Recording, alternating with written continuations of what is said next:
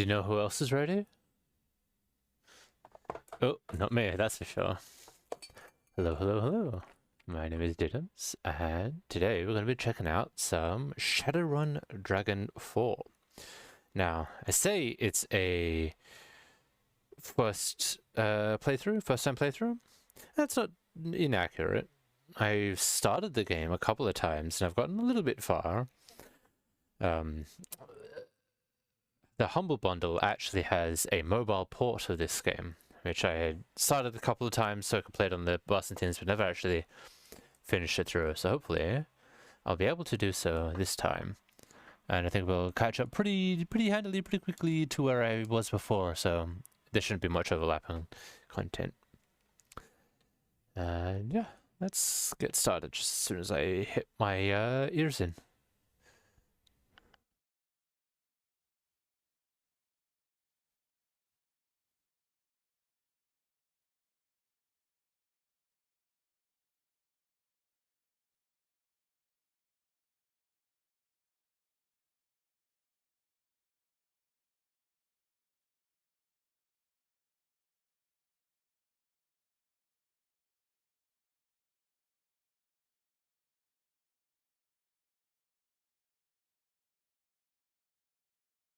Let's get started here. Pause this music. And go to content scene. Transition.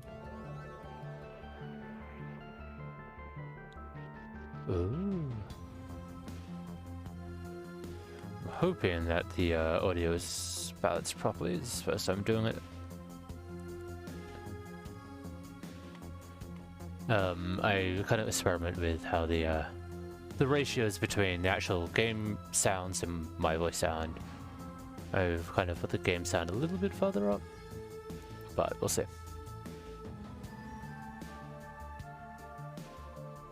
Alright, that's okay to me so far. Alright, let's get into it.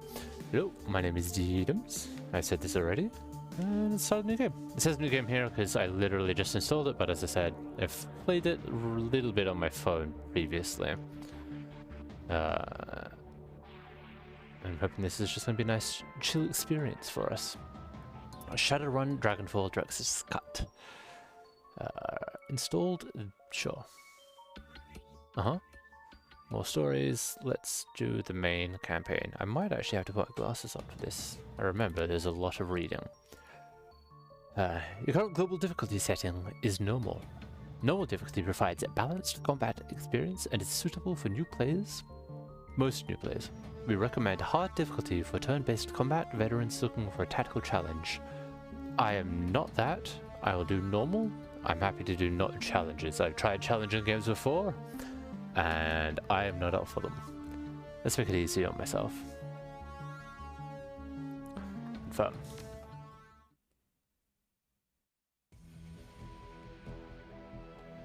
Let's create my character.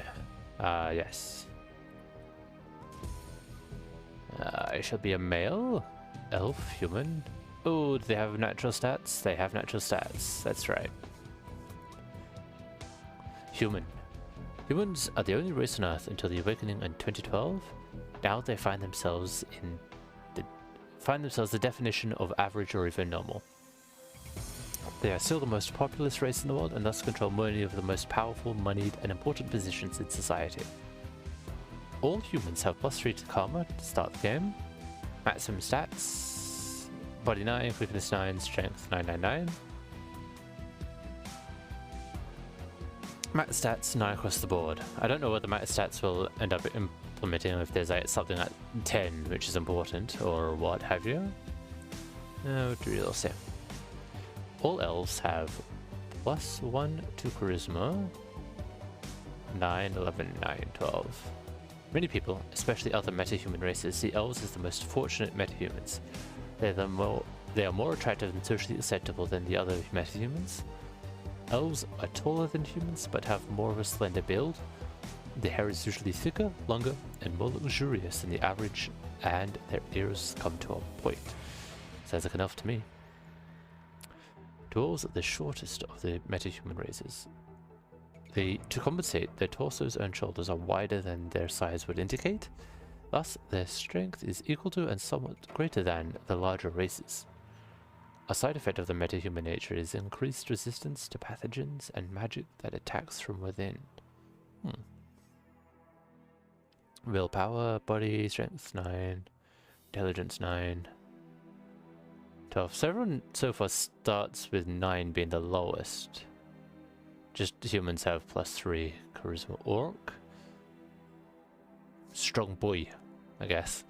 Orcs are the fastest breeding race and now are second only to humans in world population. Their size leads to an intimidating silhouette and a body that can take more physical damage than the average. Orcs have pointed ears and intimidating teeth or tusks. Trolls are the largest metahuman race. Heavy prejudice against them has led people to assume trolls have lowered intelligence, but in reality, there is no proof of this. Except for the stats show that they start out with lower intelligence than every other class. Yeah. Trolls have pointed ears, intimidating teeth or tusks, and may have horn-like growths that other metahumans do not manifest. I am a fan, however, of the dwarf.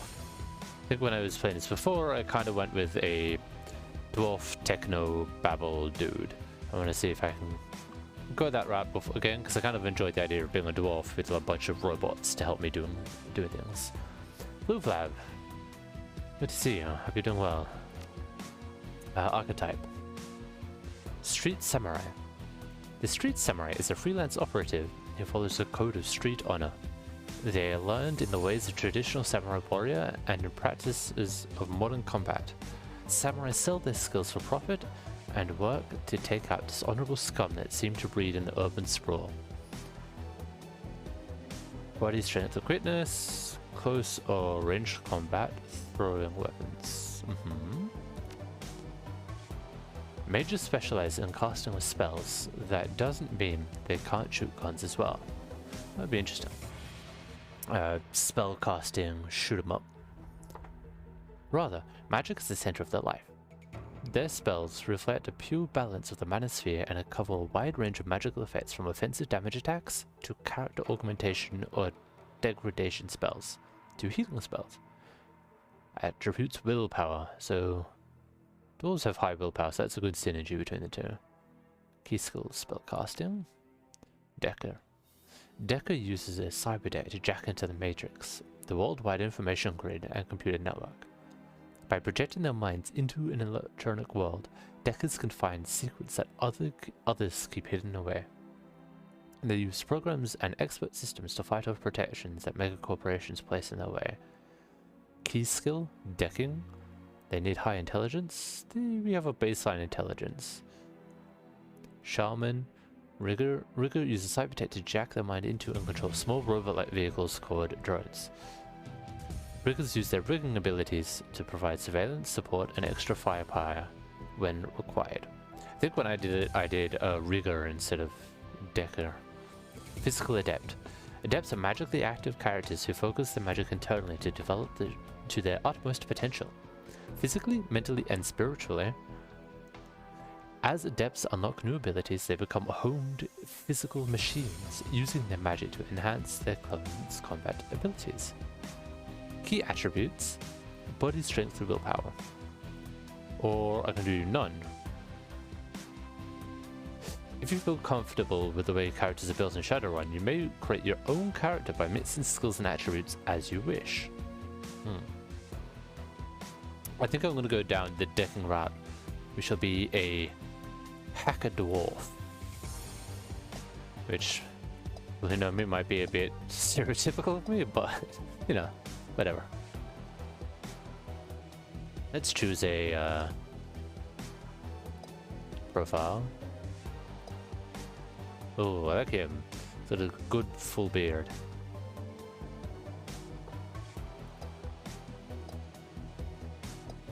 Kind of suave.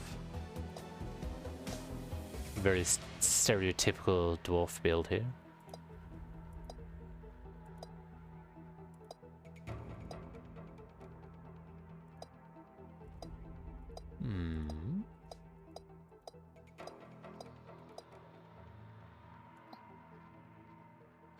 go with this face. I like this face. This is kind of nice. I like the little earpiece he's got going, like the Bluetooth earpiece. Kind of looks like the a microphone I'm currently using. Let's put through hairstyles. Cannot change the hairstyle. The hair color. Oh, if I unlink it, maybe. Ah, now I can make a custom character, despite the profile. So let's change my hairstyle. A bit of a faux hawk, crew cut, pony. Ooh, big ponytail. Long hair, short crop, mullet. Let's go with a mullet. And being a dwarf, of course, we're gonna have a full beard.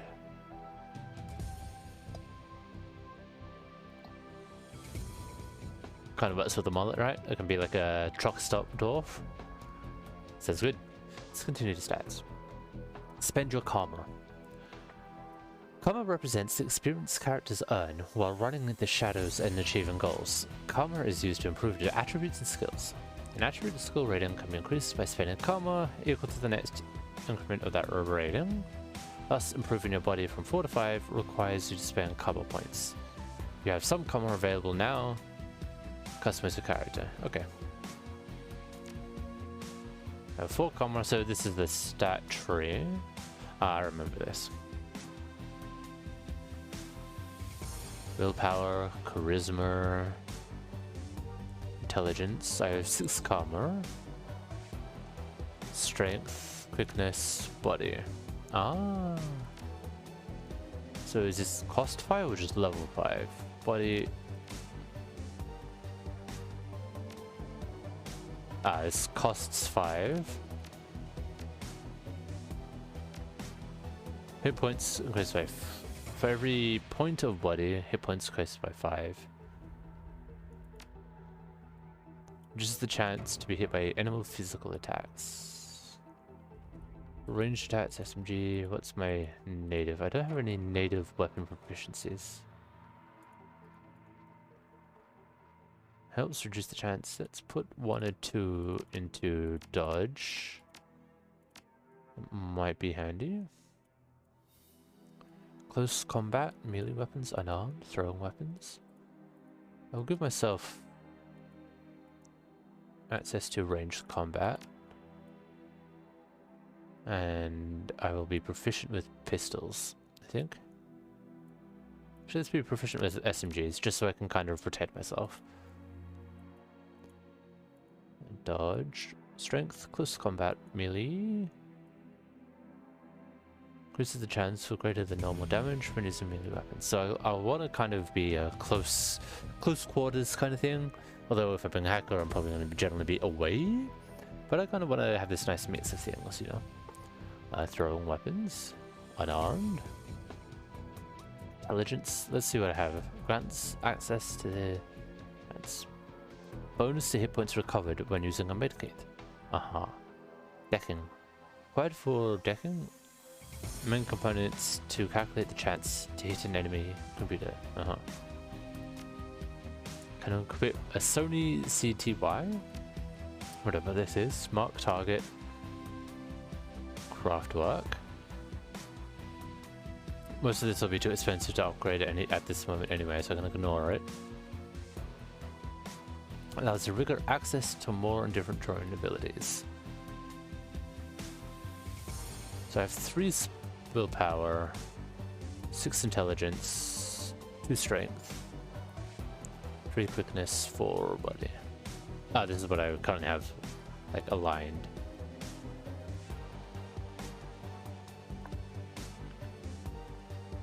You can't upgrade these lower trees until you upgrade the max tree. I think that's the way. So you can't have a level 3 spirit summoning with a level 2 charisma.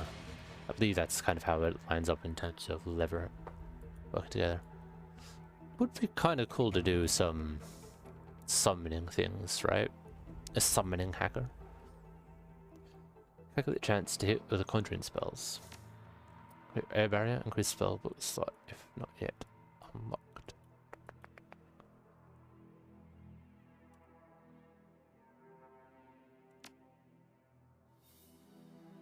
only have one slot, so if I open this, I now have access to spellcasting. I'd have to do 2 into spellcasting.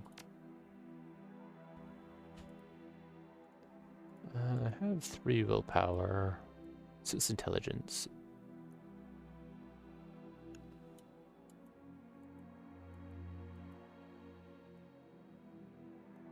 So I should put into melee weapons just so we have some nice basics. We can upgrade other things later. Let's get into it. Let's put one into melee. My etiquette. Etiquette is about knowing how to behave in various social situations. The right etiquette can give you an edge in certain conversations. Choose an etiquette from the list below. Choosing an etiquette does not cost karma, and each etiquette can only be chosen once. Corporate security.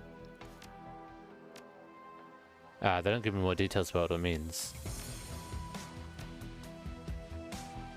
Let's be security, right? That makes sense. What is the... Many runners use street name, handle, or working name. Names like Halfjack, Lady Z. Others stick with a given name, or adopt nickname. Please choose a name for my character. What shall we be? Diddums.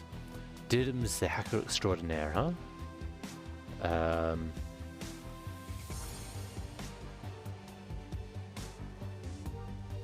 Did the Unker.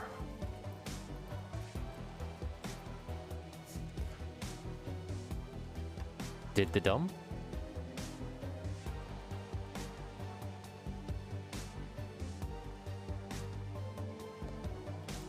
Probably double D so it doesn't look like a sentence. Did the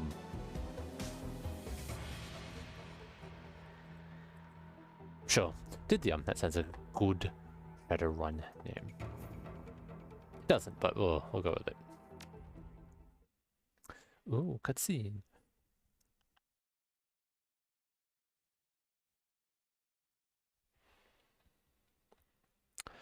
The Harfield Manor Run. Life was good. Easy jobs, regular pay, reliable crew. But things went south, and you had to drop off the grid. Put a bullet in the past and start fresh somewhere new. The promise of opportunity and anonymity draws you to the free city of Berlin. The Flux State, a grand experiment in social order. Corporations tread carefully here. Even the great Dragon Lofwehr only has so much sway in the constantly evolving power structures of Berlin. The perfect place for a savvy Shadowrunner to disappear and begin anew. And as Zach would have it, home to our old partner in crime, Monica Schaefer. I'm not going to try and understand how to pronounce the double umlaut A, but we'll go with Schaefer.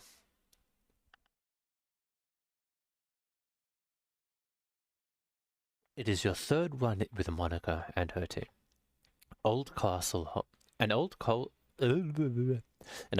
holdfast, 1 hour east of Berlin, perched on a hill overlooking the countryside.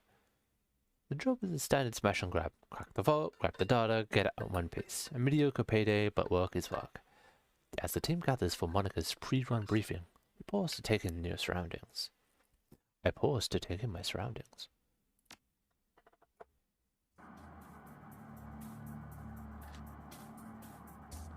Harfield Manor, 1 hour east of Berlin. The state grounds are silent, save for the faint whistling of the wind. Your team gathers near a side entrance of the old castle holdfast, cloaked in darkness. The night is peaceful. You know it won't last. You know it for what it is, a pleasant illusion that will shatter the sound of the first gunshot. Monica. Listen up, folks. Monica Schaefer, you ran with her back in the day. Now she's your team leader. Your decking skills may be sharp, but hers are Nova hot. Running with Monica is taking a masterclass in IC breaking. We're on a tight timetable. I want to enter the estate, find the basement, open the data vault, extract the files, and bolt. 10 minutes, top to bottom. Try to get home in time for worm talk, love. No, love. Trying to get home in time for worm talk, love. Dietrich, Shaman, the old man of the team. He smiles at her, his facial tattoos writhing in the moonlight. Maybe. How many times have I told you? I won't trust anything that comes out of a dragon's mouth. That treed trash will rot your brain. It's educational. Besides, this should be a milk run. Security is supposed to be light, a few automatic weapons, no armor. With little luck, they'll never know we were here. Ah, just like old times. My experience, there's another search on this milk run. I'll watch your back all the same. Monica Small returns, more wistful this time. The moonlight catches her face at a strange angle. Just like old times, say did the I didn't realize it'd be doing the whole thing every time. I thought it just said didums. Milk run or not, we should be careful. Glory, razor-clawed street samurai. Her voice is cold and neutral. Well, that was a cold and neutral voice, but that's what her voice is now. It may only be private security, but their bullets don't know that.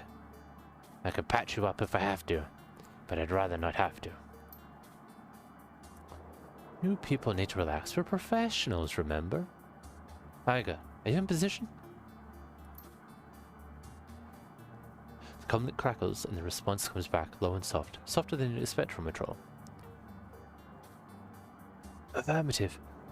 The alarm lines have been cut, and I have a clean line of fire on the estate service entrance. When you exit the building, the path will be clear. Excellent. Thank you, Iga. Just doing my job. Iga out. See? We're professionals. Alright people, enough chatter. Our client wants the data from the vault, so we get him the data from the vault. Quick, quiet, and quick. You said quick twice. Worm Talk is on tonight. I told you, it's educational. Okay, okay, get your stuff and we'll head in. Scroll just that, right click to right click. Click the button.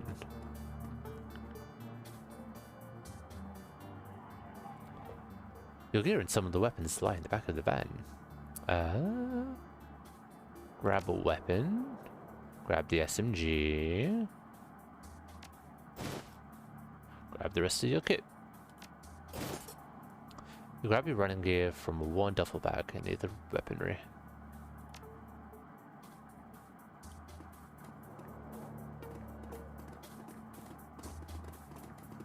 You guys do that. I'm just trying to check this trash real quick.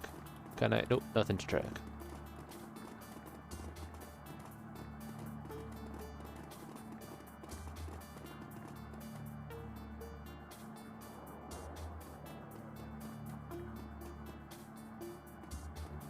I guess I'd lead even though you're fearless leader. Let's enter the manor.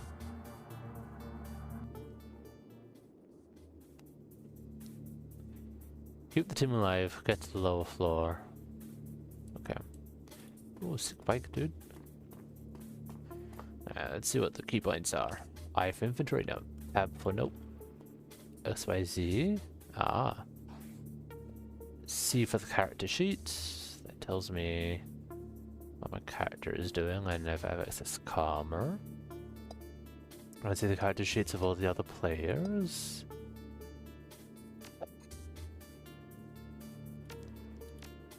There's my loadout. I'm equipped with everything.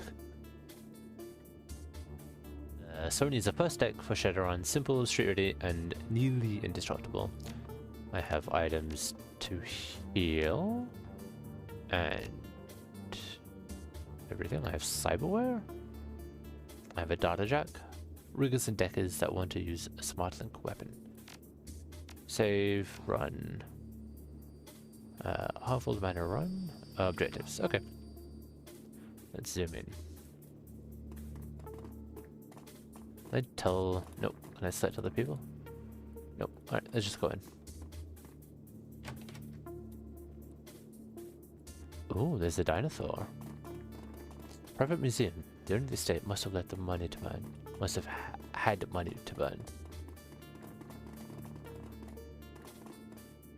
Complete skeleton of a theropod dinosaur. It appears to be genuine. Because we are dinosaur experts, we can tell when a dinosaur is genuine or not. A variety of remarkably well-preserved Slavic artifacts. Can't we just like steal some of this stuff? That seems like a pretty reasonable thing to steal. The vase in this case is both very old and very valuable. A fine scrollwork of lapis and gold leaf decorates exterior, and the interior shimmers with the organic beautiful of abalone shell. It feels I could probably move this with a heartbeat. Can't help but notice that the glasses and casing is awfully flimsy. Smash the glass. Okay, vase, come with me. Walk away. I don't want to smash the glass, but I do want what's in it. Trying to decide on the level of klepto I want my character to be. He will be some level of klepto, just because it's a fun way to play these sorts of characters. Well, just walk away. Maybe I'll come back for you later. This is if this is a success, we'll get it on the way out. What about you? What are you? The cask in the display case is decorated with inlaid panels of ivory scrimshaw. Open the door. What's going on in here? Well, this looks like an engagement layout. So let me walk here. There's a door up here, locked door at the end. That, I guess, is a window. Let's go to the closest doorway. Oh, what the hell? Okay, you are now in turn-based combat mode. Each character on your team has an action pool. Spend actions on movement, attacks, or using spells and items. Once your team's turn is complete, the enemy team will attack. Additional tutorial information is available from reference guide. Okay. I am did the I can shoot my weapon, I can punch people. I can mark a target.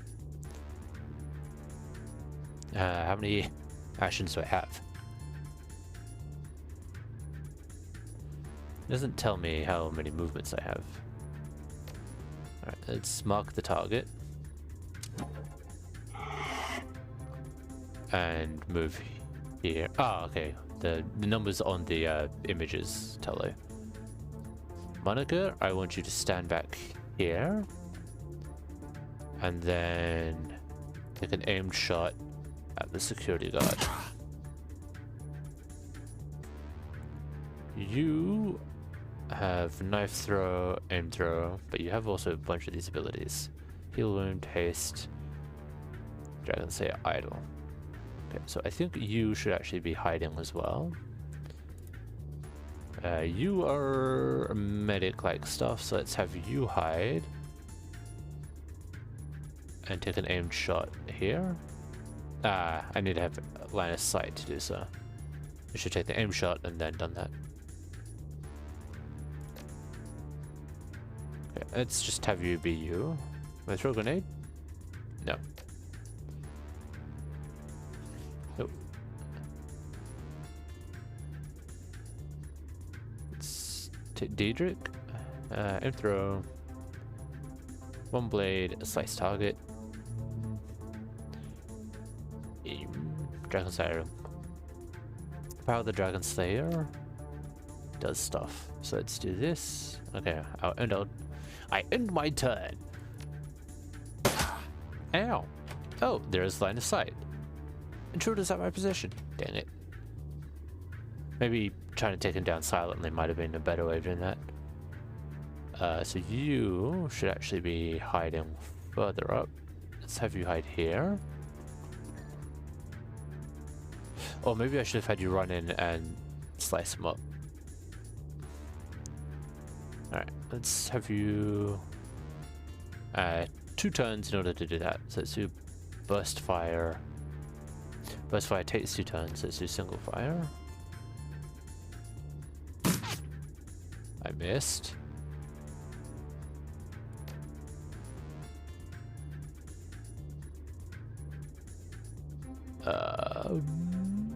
Yeah, let's have you...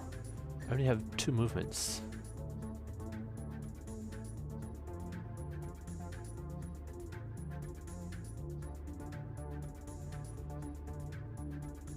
Yeah, why not? Let's run in here.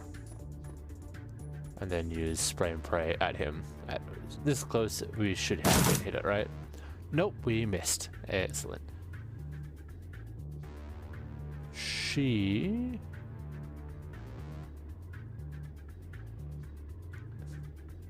I'm going to have stay where she is because I want her to be ready to defriend from other people. I don't know if this is a line of sight.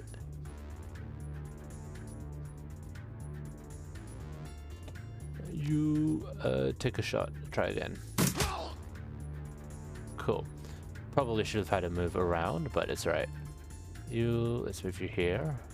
You, let's move you here. You're wounded. What kind of wounding does it have? You, no one else has any other moves. You do have moves. Medkit, HP 10, 20, 10. Restores teammate to 25. Okay, let's heal. Probably not entirely necessary, let's do that. She gonna take a pot shot? Oh, you wanna take a pot shot? I did the let's read the terminal. Security response plan, Quebec 6, Matrix operations lot. HCR team responding. Decking to override Matrix operations door. Matrix operations are not. Cool. I don't know what that did, but I've done it. How far can I run? I can run behind these guys. Do I want to do... Might need to do 2 runs. Did the let's run here. And then post up against this pillar. You, I'm going to post up against the pillar. I can't do the aimed shot, but I can see you, I think. Yeah. So let's do a single shot at her. Obviously I miss. Aimed shot. Do I have a shot on her? I do. Good hit. And I still have room to spare, so let's take that shot again. That misses. Single throw, 1 blade to the target. Aim throw. So I guess he has kunai or throwing knives. But he has to move to throw, which puts him in the open. So I don't know if I want him to do that. What's the target hit chance? Let's give you aim. This is the target's 2 hit chance by 12. Give it to you. And then deals all the damage from most recent attack. Shares the cooldown with the other. Ah, probably should have done that then. So your Dragon Slayer idle again. I'll just leave you as is. And I end my turn. Takes a shot and misses. You have a shotgun. Let's do... Yeah, let's do a spray. And use... Oh, what is this? This changes melee to unarmed. Ah, okay. Do you... Mark target you. And then spray and pray. Still miss. You have aimed accuracy up, so it's actually aim shot at you, 91% chance to hit, just to clear you out of the way. And then, do you have a pot shot at him? 88% chance. Let's take a pot shot at you. Misses. You, I want you to run here and take cover. That doesn't seem like real cover. Let's actually have you run here and take cover then. It might be too close. Let's have you do it anyway.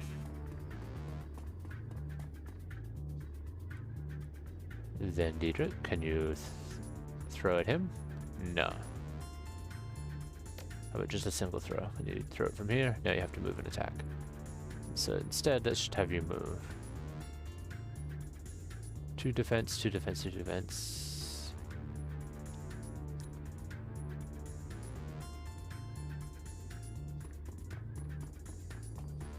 Not a great spot to stand out, I think. Yeah, but he misses, so it's alright. Let's move me here.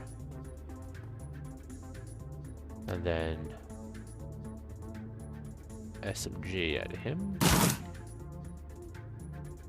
You can do burst fire of 2 or throw a grenade. Let's just do burst fire of 2. Okay. Well, we survived. Let's have a look at this computer screen. Can I do anything else, or did that turn something off without actually having any effect? No effect. Nice. No effective effect, anyway. This door is now unlocked, though. Let's check out where they came from.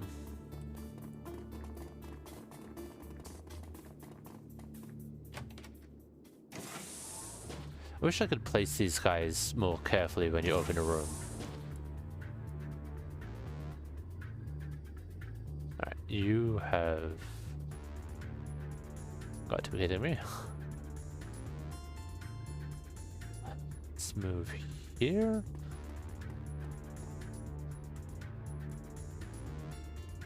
Oh, there's 2 people. There, up there, up there. Alright, and let's take burst fire shot, 5%. These are all too far to do anything. So let me just... What is Y? Nope, not that. Mark target. No, what's Y though? E. Oh, abilities versus equipment. Let's put mark target on you. This is not a very defendable position to be in. Maybe pushing out so far is not a great idea. You have long range stuff, so you should be at the back. It's 2 to run in there. Can you hit 48, 33, 33, 33? Let's have you take a shot before we have you move. I have to move an attack anyway. Alright, let's do it. Yeah, missed, that's alright. Do you have any abilities? You have adrenaline pump.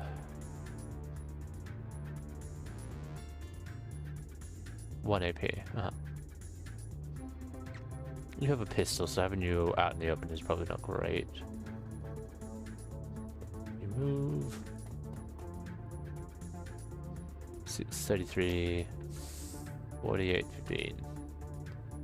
Take the shot.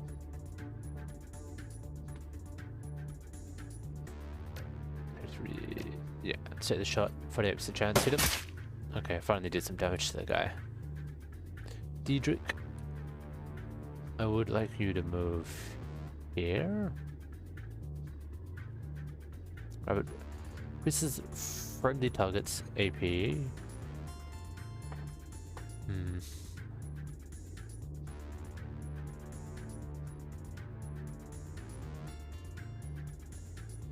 Lightning AoE, that does... How far can he do that? Oh, I can do that pretty far. Probably do that at the beginning of the next round, so let's actually just have him... not what I meant to do.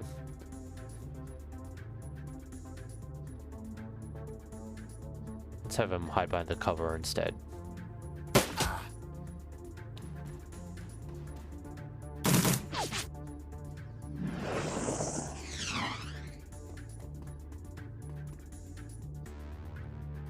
Okay.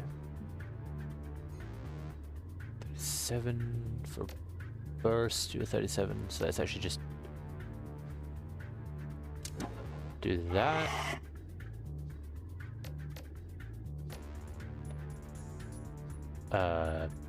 Hit him, I guess, please? Nope, all of them missed. Wonderful. You can take a burst fire shot at him. Do I have to move and shoot, or I should just be able to shoot this, right? Yeah, cool. He's still up. Let's take a double shoot. That's what we like to see. And you, I'm gonna have you move right up in front here. Should increase your AP.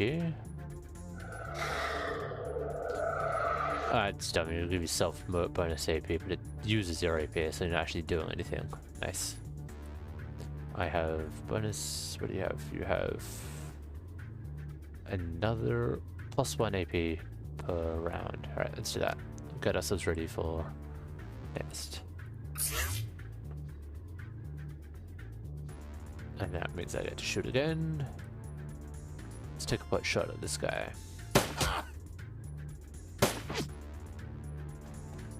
Ooh, I don't like the close he's getting. Okay, let's give you incoming damage reduced. Let's do that. Electro core, let's can't hit him, so let's do this.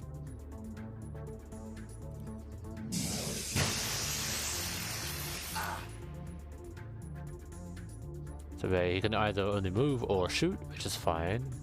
That means I have +1. Let's give one aim to me. No, I misclicked. Wonderful. Surely spray and pray will hit from this distance, right? Let's mark him. And then spray and pray him. Yeah, something hit. And you just take the double shots. How far can I throw a grenade? Line of sight and not very far. Okay. Let's just do that instead. I can't shoot him from here. Cannot shoot him from here. Apparently I need you to move inside. I don't want you to be like visible. Let's take you here. Make you visible. Alright, Morning Glory. Take the shot. Take the shot. Take the shot.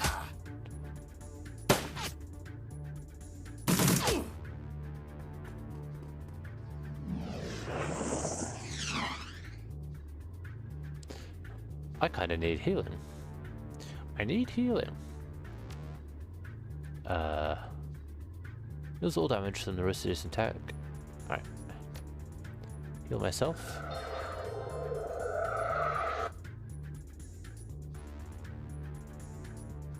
Increase the 2-hit chance of myself.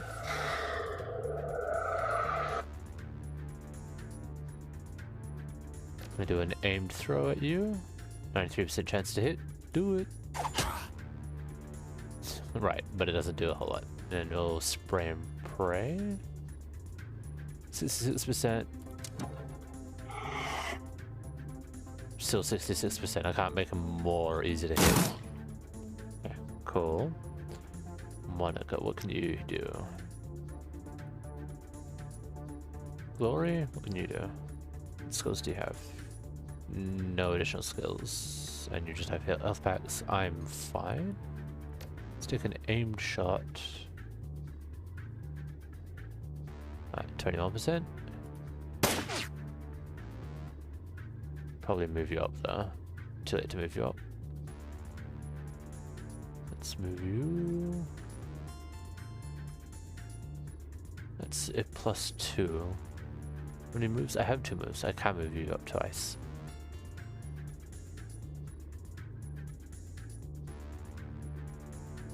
Let's move you up twice. Monica, you don't have a great shot. You only have 2, but this gives you +2. Let's move you here. 47, 48. Actually, let's do 48. Probably gonna miss. Yeah. And then that'll have you move +1. I think of these to get +2s. Is it like the physical size? Then let's put you over here then.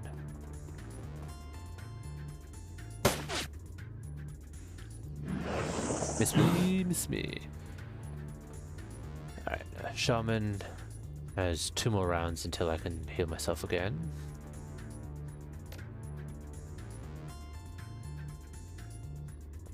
I think I might need to move myself out of the way. What do I have though? Summons 2 air elementals. Ah, that'd be nice. Restore teammate. Don't need to restore. If I can just run somewhere with cover, let's run here with cover. Then I will focus on running to cover myself.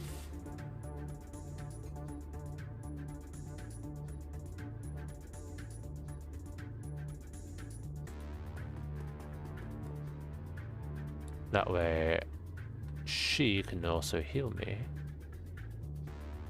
Medikit, medikit, shadowkit. Let's heal me for 2.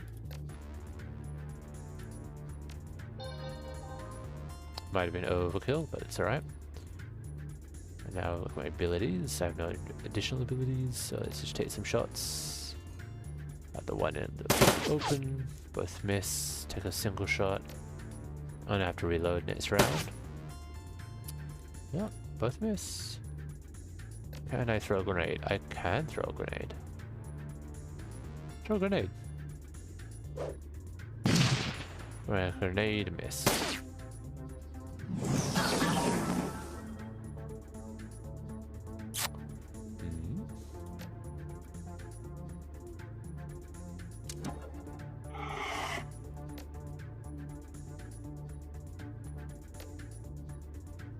45. They're both 45. Take the 45 chance then. Little bit of damage. In my life. Little bit of damage.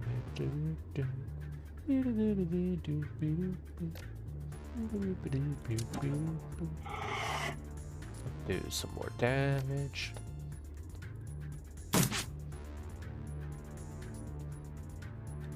I'm gonna actually have you reload.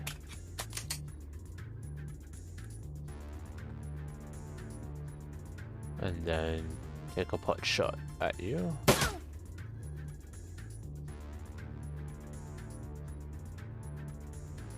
Elementals, no. For 3 tiles, 1, 2, 3, that should reach the...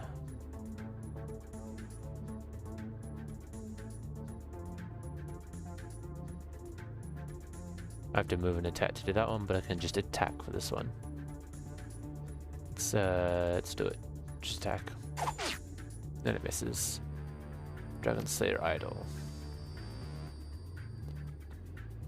And are we all clear now? Oh, can I still have AP? I still have AP.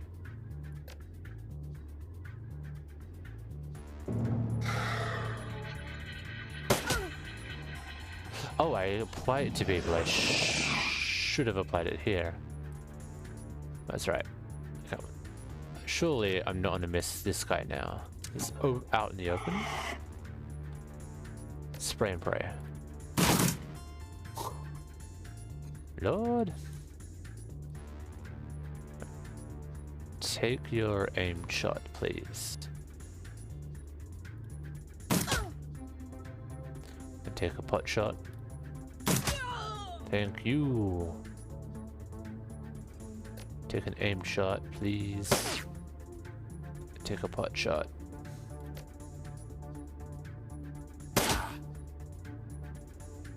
You. Aimed throw. Can you do it from here? You can do it from here. And just a normal throw, I guess. Oh, 2 for nice.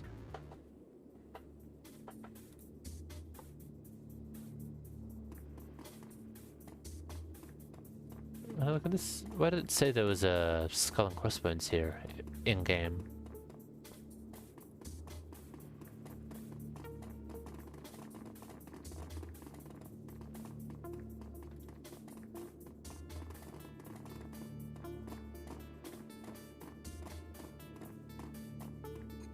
Nope.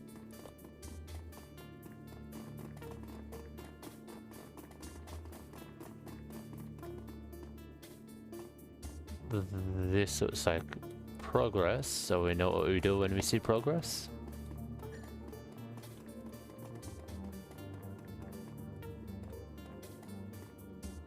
We ignore it. We'll go and see what this door was about, which we've unlocked. Is that a door? That might just be a window. Can I control you, Monica? No, I cannot control you, Monica. I will position myself thusly. Open the door. Nope, I have to walk into the door to open it. Hack it. Set a decker to join in. Me. Jacket. Jacking in, what am I looking at? Equipment and stash. Erosion level 1. Roads integrity points. Programs.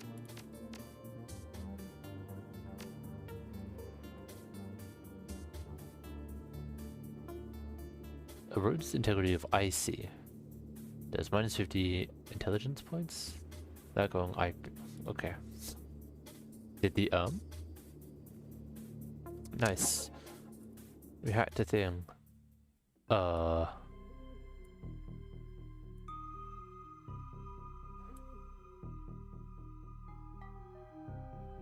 Don't ask me if I want to jack out. Roads integrity of icy does that much, I see. This is my tool that I'm currently using.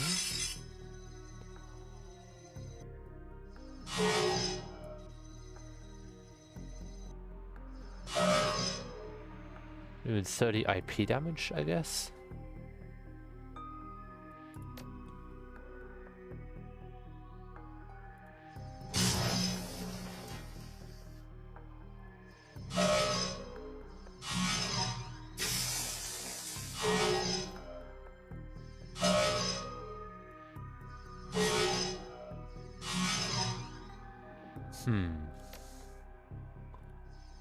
So it's just a different kind of turn-based. Your hacking or whatever this is a different type of turn-based activity. And I have no way of healing myself because I'm not actually in real life. This is just a... Probably should have used the person with more experience, huh?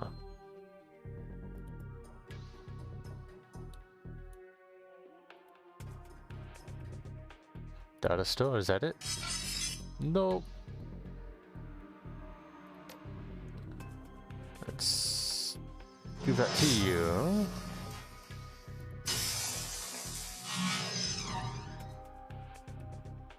I was at disadvantage because I was surprised that there's a person there. Oh, I can still take cover. Let's go cover. Let's take...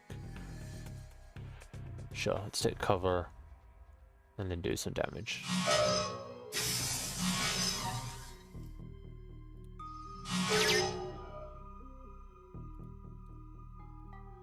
Oh, okay, interesting. Interact with the data store.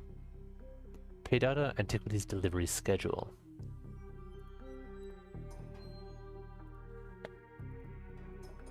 Alright, then we check out. Cause you to be stunned for 5 AP. Why am I gonna be stunned? Unless if that's an emergency jack out. Can I just leave through here then?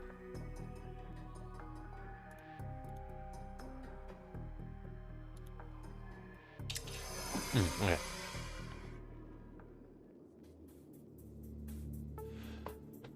Congratulations guys, I got a thing. Alright, let's do some progress.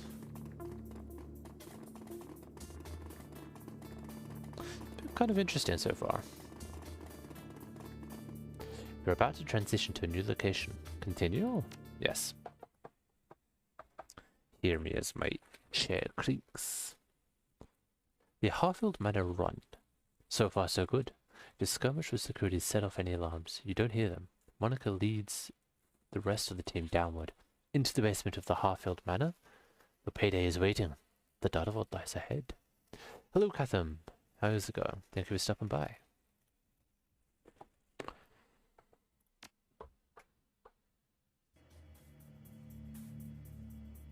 Diedrich. That's a big frickin' vault. Lebchen. Bigger than on the schematic. The schematic didn't have a date. Our client must have old intel. Still, our instructions were clear. The data we're looking for should be just on the other side of this door. Monica combs her hand through her hair, parting it to reveal a black plastic sheath of her data jack.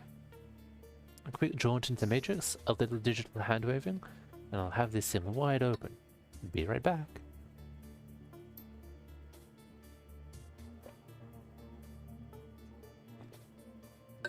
A static crackles through the tiny speaker on Monica's comlink. Iga, still in position outside the estate. Hold on, Monica? Who's in charge while you're jacked in? Monica rolls her eyes. Diedrich fixes his stare intently on the vault door. Glory looks cold and distant, just as she always does. We've been through this before, Iga. You're not in the KSK anymore, and that chain of command nonsense doesn't fly in the shadows. We don't need rules and regulations to guide us. The same principles that apply to the flux state. Please, spare me the ledger. Your politics have nothing to do with this.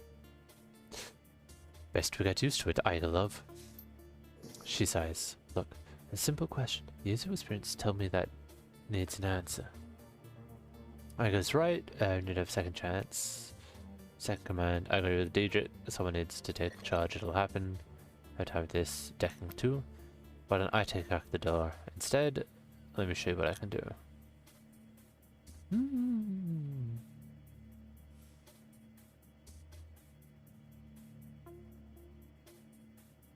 I'd like the idea of even group, so I'm not going to go with Iger. But because this is something that's tied to a skill I've unlocked, I'm going to lean into it just because I have it unlocked. Why don't I show you what I can do? Monica smiles, but she said no. No offense to the but this is my team. At least for now, I handle the great work. Then you need a second in command. Come on, Monica, put someone in charge and let's get on with the mission. Monica stares at the screen on her wrist for a moment, clearly irritated. Then a twinkle appears in her eyes. She smiles at you as she speaks into her comlink. Very well. We'll do this Iga's way. While I'm jacked in, Dithium's in charge. There was a pause and Iga's voice cracks to the comlink. Dithium? Did I hear you right? You're putting the rookie in command? I'm no rookie, Iga, and you know it. I thought we were pro, Iga, questioning orders from the team. I don't antagonize the Snagger. Your position, and you got one. I'm no rookie, Iga, and you know it. Monica cuts and smiling. You heard what I said, Iga. This is ridiculous. No, this is no joke to you, Monica, but I'm telling you. Monica turns all business evidently. She's heard enough. The decision is made. You have my answer. Acknowledged. Sorry about that. I can be inflexible. The legacy of a long military career. She knows what she's doing, and she means well. It's a legitimate concern. She hardly knows me. As long as she follows orders. No sweat. I'll buy her beer and talk it out after the run. It's a legitimate concern. She hardly knows me. There's a thin line between concern and insubordination. You let me know if she crosses it. Will do. Alright, no chatter. Let's get this done. See you on the other side. She punches it, projecting her consciousness into cyberspace, fingers harmonizing in the smooth, rhythmic staccato that only an expert decker can achieve. Takada, takada, takada, takada, takada, takada, takada. Do I get to... Oh, she dead? That one.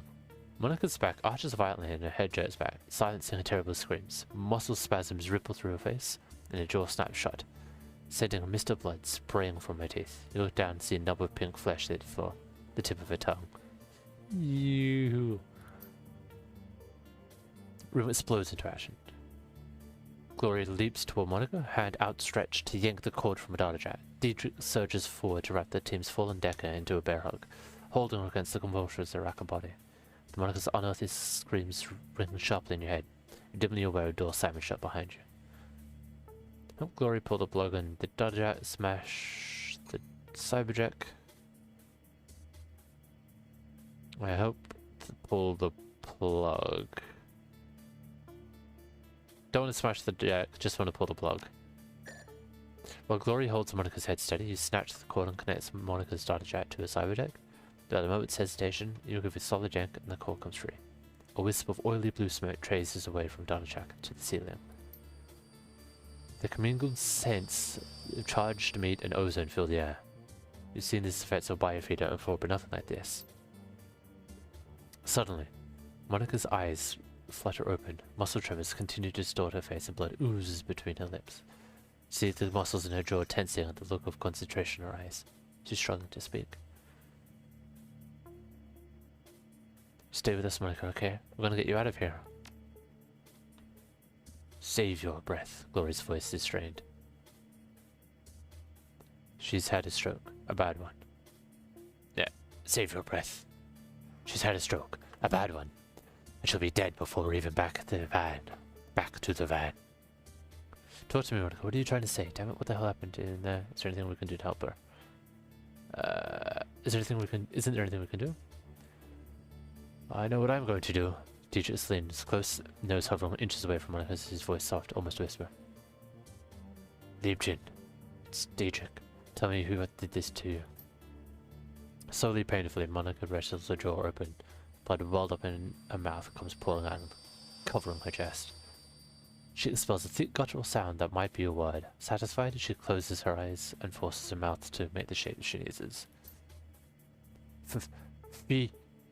Fear.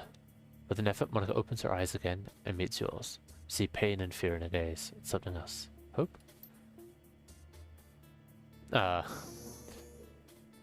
Furschwingy. Fear. Or Furschwingy.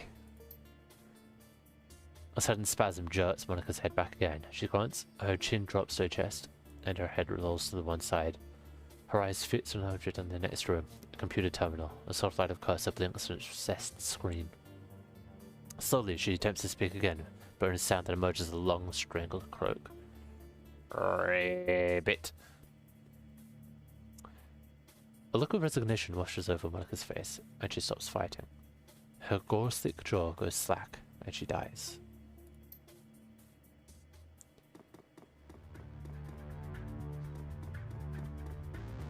Monica, no! This can't be happening! This can't be happening! We got hostiles. This clearly isn't data vault. We need to get out of here fast. We cannot get out of here fast, so let's get out of here at a leisurely pace of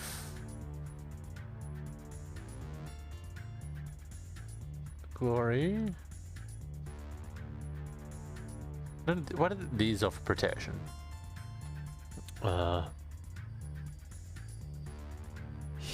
Here. We'll need to get close because I need to be at close range to work. And then I will spray and pray at you because you're the only one I can see.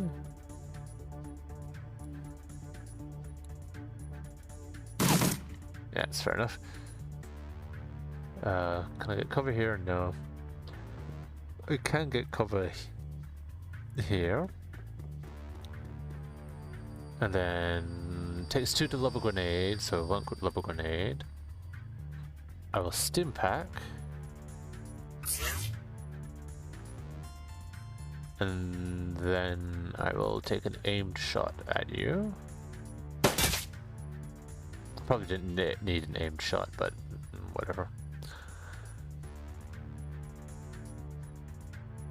So let's give haste to myself.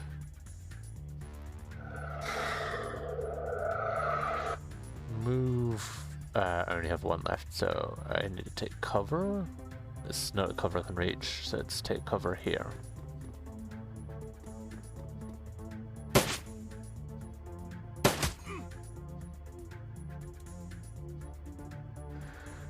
Spray and pray again. Actually, let's mark the target first. And then spray and pray them. Not that it helps. Glory. If I throw it here, can I hit both of you?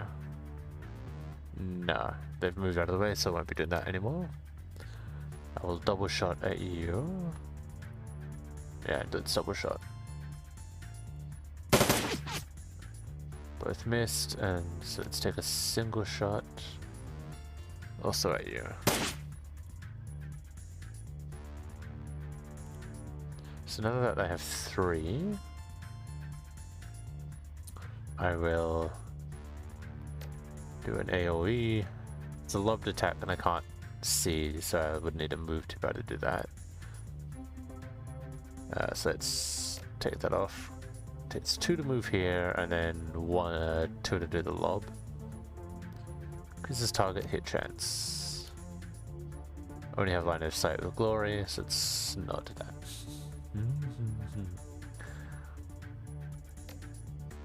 Dragon Slayer to myself. And then I'm going to run up beside myself and take an aimed shot at him. You will take a single pot shot at him. That's fine.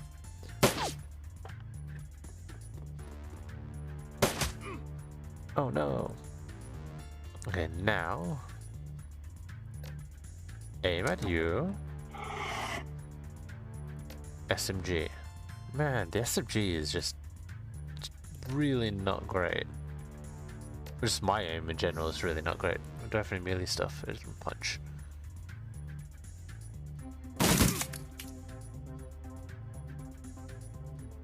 You. How about you? Let's see, what can I do here? I can lob this here. Let's do that. And then throw that here. Cool. And swipe. Basic swipe with the hand raises, damage 7. I'll have to move and then swipe, but I have that, damage 7. Hopefully that hits. Nice. Okay, but given we're still in combat, kind of makes me think there are other people here. Terminal. Terminal. Mac was built in Terminal Software 101. Command line interface. Internal memory checksum invalid. Did the did the did the This terminal's printing your name over and over and over again, did the You'd better get over here. Okay. Terminal. Mac Post building maintenance software with the version 101. Command line interface. Internal memory checksum. Did the They sealed the door behind us. We've got to find another way out of here. What are you doing? I think Monica may have inserted a bug into the system before she died. What's it for? Something tells me you're going to have more company soon. I don't know yet. Watch my back while I figure this out. Stay frosty. Just give me a minute. Stay frosty. I'm cool. Text chat continues to scroll down the terminal screen. A problem has been detected with a component of MacPOS. MacPOS is a factory default settings, yes or no? Warning, restore process will take several minutes and to execute, connected doors and peripherals will be disarmed when complete. Did the hit the Y key. Processing request is 0% complete. As you watch the number on the screen slowly begins to climb, this is going to take a while. You glance down at a second screen. See that the facility is on high alert. In a place of a simple data vault, it seems you stumbled upon some kind of massive underground complex. A map of the holdfast grounds indicates that security forces are en route from multiple angles. The doors are currently being rebooted by the system's restore process, are flashing a dull red. If you're reading this display correctly, the only exit from this room is the holdfast's old servant's entrance on the west side of the building. At that moment, Iga's image rings onto your comlink with a cracking sound. The image is grainy. What's going on down there, rookie? Talk to me. Monica's down, Iga. The vault was a setup. What? Sorry, Iga. We couldn't save her. Now we have to get out of here. Look with all the servants. No time to explain. We'll be exiting via. I'm sorry, Iga. We couldn't save her. Now we have to get out of here. Look for an old servant's entrance to the west of the main grounds. We'll rendezvous with you there. Iga's silence is thick, but she finally responds. The tone is professional. Roger that. She cuts out with another word. Glory returns. Face to you, movements smooth and robotic. Her face becomes frosty monotone. What's the play here? Did the I think I've got Iga and Glory's voices swapped. I think Iga being the troll should have the raspy gur voice, and then this human should be the whisper voice, but it's right. Escape will open in a minute. We need to hold tight. We kill every drug head that enters the room. How's that sound? Monica found a way to open those, but it's going to take some time. Beatrice's plain expression lightens a bit. Of course she did. I think so. I might get out of here alive. Now let's find some cover, wait for the doors. So door locks and thanks to her, I might get out of here. Thank you, Liebchen. Liebchen? Survive for 10 turns. My guess is they're gonna come in through that door, and there's a door behind here, maybe? Hopefully they don't come behind us. So if that's the case, let me get myself ready, steady, Freddy. Down here. Glory? I'm gonna have you move up to this side so we can have eyes out on what's coming down this corridor. Yeah. Diedrich, I'm gonna have you stand here.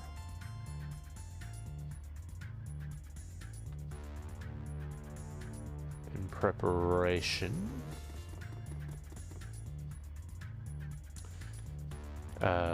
Ready, steady, Freddy. What do you have that I can use? You don't have a whole lot, so you can just skip the turn. Nothing happens. Good. What am I down? I'm wounded -5. I wonder what wounded does to me. I don't think I want you to do anything just yet. Just hold tight. You don't want anything, just hold tight. You, I will have you cast the last 3 rounds Dragon Slayer on myself. On me, and then we'll do the AoE. Then I want you to open an air elemental. Let's put you here. Let's get some goodies. You targets an area with your current weapon.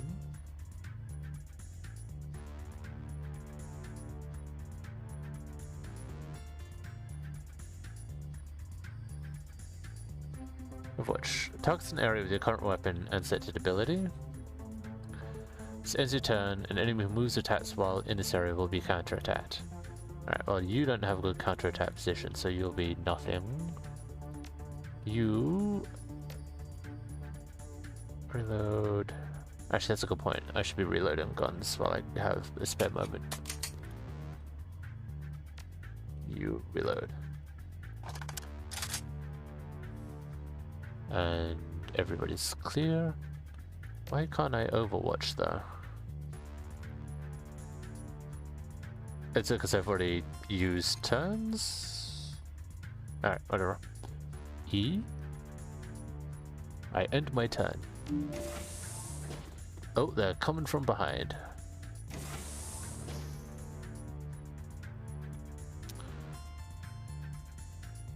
Do you have line of sight? No. So I think you're kind of safe. I'm gonna keep you back here. I'm gonna move myself to be full cover behind this desk. And take pot shots.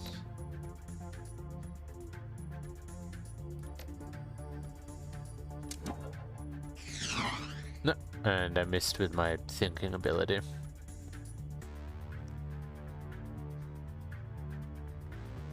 Zero shot actually landing that.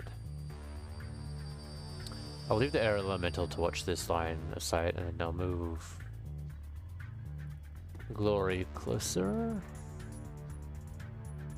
20% chance to hit that. Sure, let's take it.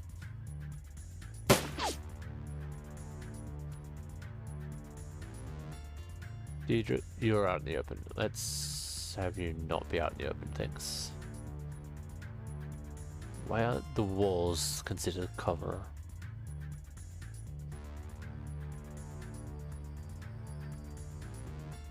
Give you a full cover.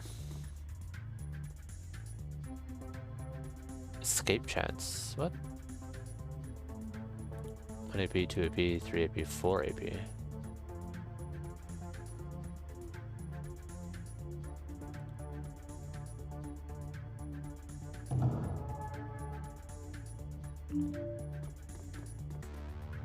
Not sure that it. Ow!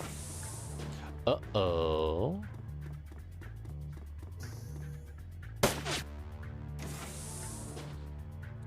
Uh-oh. You...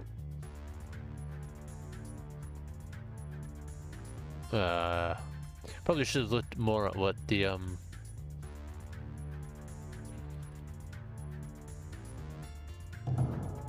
totem does. 1 AP. Okay, now I have room. Burst of lightning. Lightning bolt.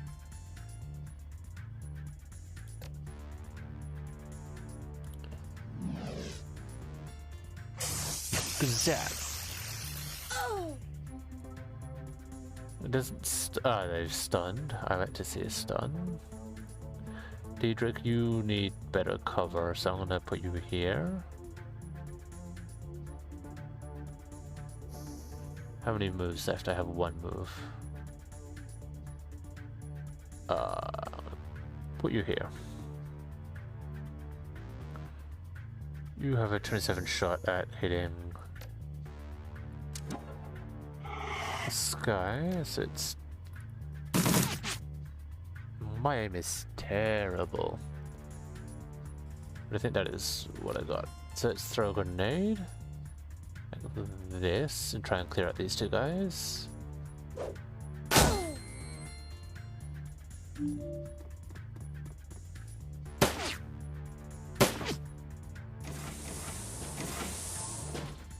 Oh my lord.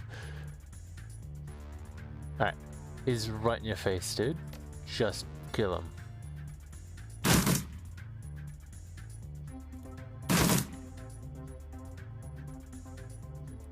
Alright. Glory, you should move before you do anything else. Actually, it's stim pack. I can do 7 damage. This guy has 30 and 27. Oof. So should I just have you move? The figure loping towards you is big, even for an orc. The majority of his body is sheathed in a suit of heavy overlapping plates. Well, you can see all of his face looks raw and slick, like old scar tissue stretching tight over his skull. He wears an expression of supreme confidence. Alright friends, playtime's over. All you Shadowrunners are the same. Skulking, sneaking. Steal a vase or 2 from museum, no harm. Maybe I'd let you scamper away into the night. But now it's too late for that sort of generosity. Visitors aren't welcome down here. The gaping maw of the minigun jerks upward, an impatient gesture loaded with malice. Drop your weapons and surrender. That's military grade. That's military grade armor he's wearing. Did the harden against small arms fire. I have a tough time getting through it. I'm less concerned about the armor than I am about the minigun. Those things can tear a man in half. So I think I'm a half man. You have 3 seconds before I open the hose. Step out here and surrender, and I promise I'll make this easy. Someone tells me you're gonna kill us either way. How about you drop your enormous gun and step over here instead? Why? Can we talk about this? No.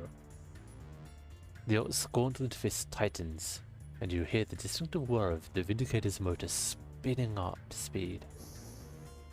The barrel begins to blur as he wheels the weapon to face you.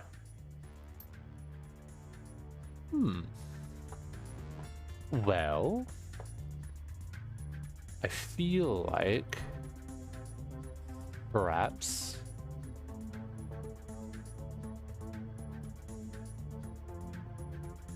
I don't understand what's 4 AP. Escape chance 4%. 8%. 4 AP. Now it's 4 AP, so we can do 4 moves. Okay. Wind Blast 8. Damage 10. Bolt Lightning. Single enemy does 1 AP. Blast Lightning that also does ongoing. That's 2 rounds. Lightning Bolt. Electric Current. Let's do Electric Current. Right, this guy.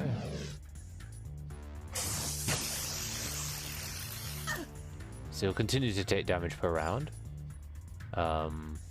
Let's do this to you. What are you?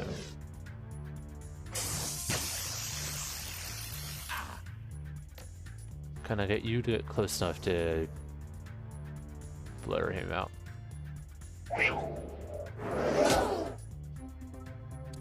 And then it's attack you. Cool. Glory, I'm gonna get you to move away from the minigun. Ah. One of us is gonna get hit by a minigun. No, wait, I can move us both away, but we're gonna be open to him. Let's move you away. Glory, let's move you away. Alright. Yep, I'll take it. The drone is doing stuff.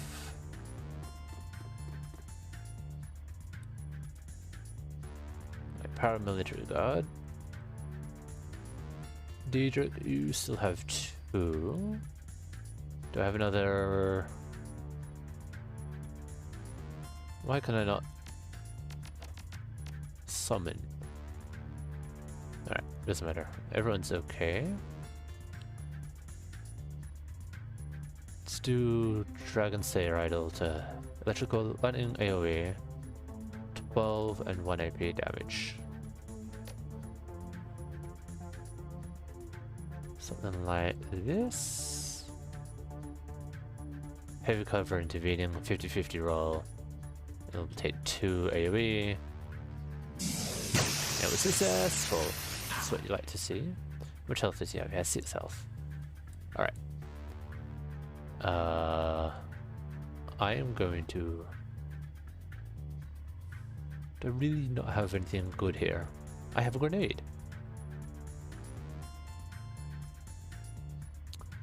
Let me spray and pray the guy I can see.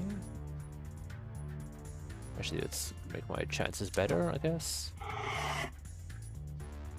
Spray and pray the guy I can see. And it still misses. Alright, Glory, I'm gonna have you melee this guy, because I know this will give me... That'll kill him. That gives you damage here.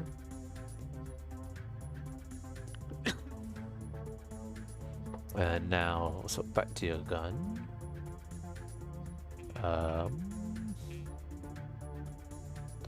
Let's take burst fire at the drone. Let's see if we can clear out this drone while we're here. And again. Nope. Escape chance. 14%. Okay, it's a 14% escape chance, but I can, on this turn, give him 4 AP if it's successful. Which it was successful. Alright, so let me do... What is this? Banish? Oh, cancel. Lightning bolt.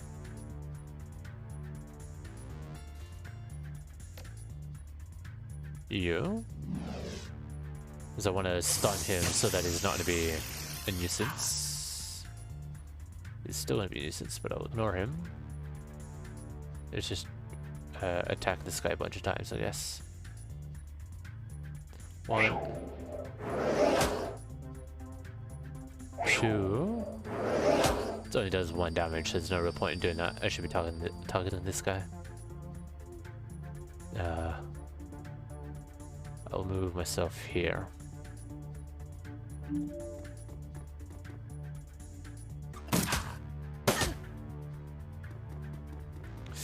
Alright, you still have 3. Diedrich has 1. Alright, Glory, what can we do? I feel like I should just move them all out of the way of the minigun. You, it's again 4 AP. Was a success. We'll do electric current here. And I missed. Lightning bolt at the drone. Maybe electric at a drone is super effective. It's pretty bloody effective. We'll take 1 shot, 1 pot shot. Nice. And then move ourselves away. And did the let's move you away. And reload. You have no grenades. Take a pot shot at the paramilitary. It takes 2 to hide, so let's hide.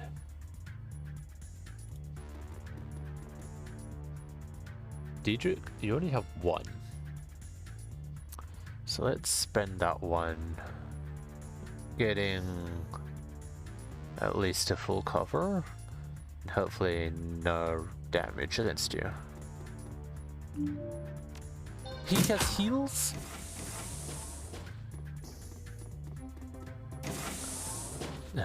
This is very daunting, this guy being right here. Okay. How about you? How many? You still only have 1 AP.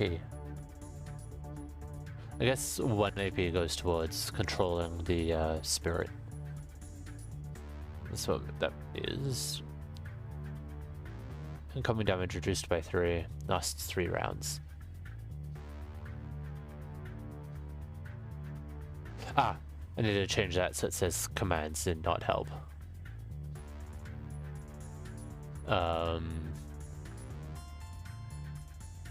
See. Okay. Oh, let's see if it's successful. It is successful. Let's do lightning bolt against you. I think you have to move to do that.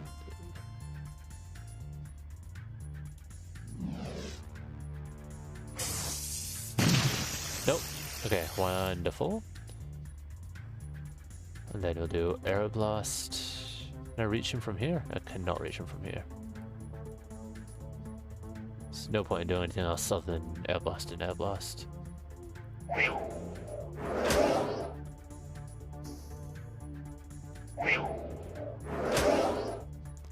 Alright, and I'll just do this because it doesn't actually matter. Okay, Diedrich, I want you to move here. Just keep on hiding.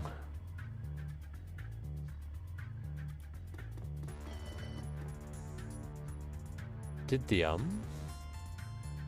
I have a grenade. And I throw a grenade? No, I only have line of sight for the grenade.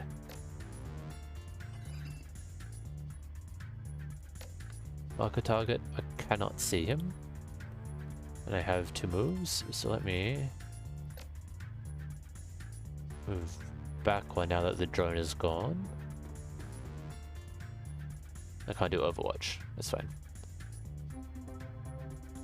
Do I have line of sight? I do not have line of sight, so let's just spend your time reloading. No, it's not what I meant to do. Eek. Do you have line of sight? I do have line of sight, but I don't want you to do that. Let's move you here. And reload. Do I have a grenade? Do not have a grenade. You don't have grenades. Everyone is done? No, you are not done. I'm gonna take a pot shot because I can't see anything and I can't see set up, so let's just end my turn.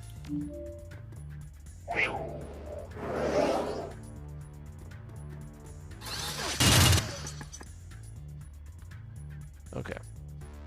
Diedrich, you're in a pretty safe spot, so I'm gonna have you cast Dragon Slayer on Glory.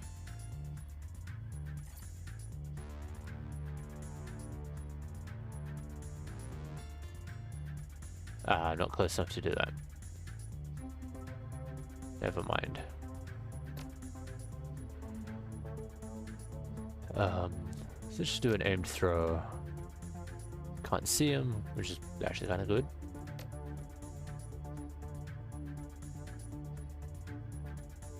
Increase aim of Glory.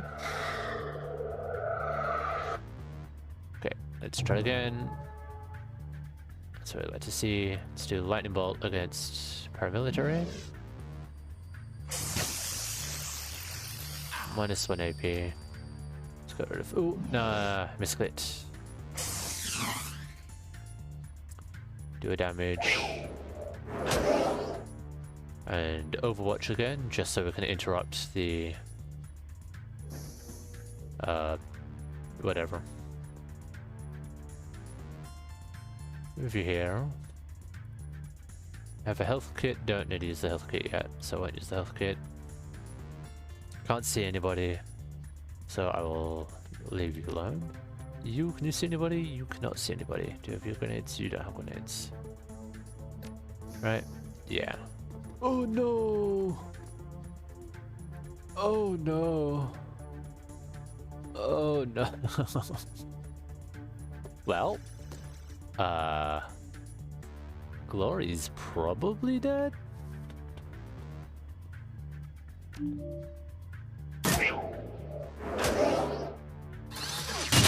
Oh, thank goodness he didn't aim at Glory.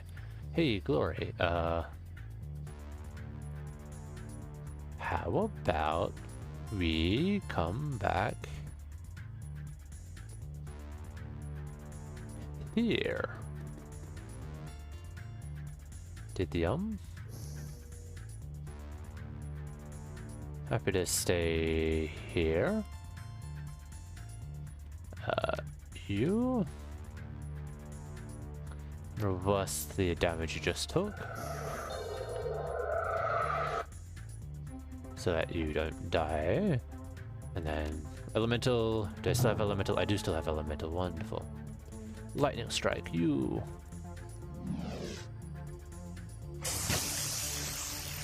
And we got the kill. Now we'll just chip away at Big Boy. And then put myself into Overwatch to interrupt him if he tries to move. Didyum has nothing, so we'll skip Didyum. Now we have the door not so that quick. The escape route is clear. Okay. Do you have the ability to stun? Oh no! Okay. Probably shouldn't have controlled him. Summon spirit. I need 2 AP to do that. The door is open.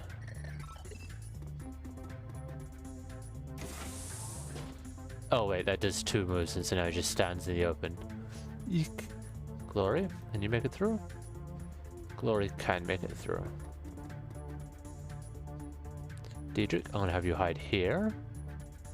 And then we'll make it through. Oh, I was not expecting that. Who's okay, don't panic. Did the come hither?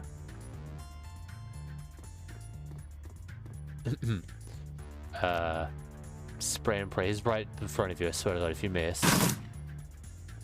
Didn't miss, but didn't do a whole lot either. Glory. I want to have you stim pack yourself. And then we will burst fire. Good. Which means I have 1 AP left. Let's get you a little closer to our exit. Diedrich, you have plenty of run. Let's have you run.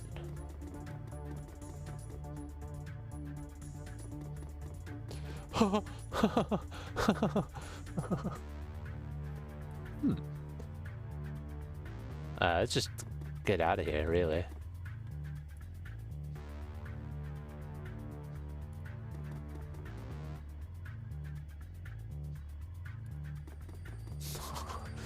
Just imagine like running for the elevator as the guy rounds the corner, the minigun whirring.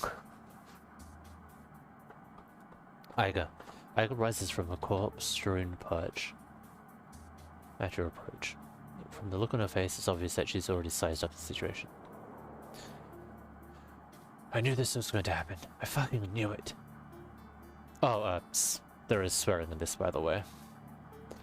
The run was a trap. We'll talk about this later. For now, we need to get that bug out. I didn't make it. We better got out ourselves. The run was a trap. Oh, it was it? Iga grits her teeth and shakes her head.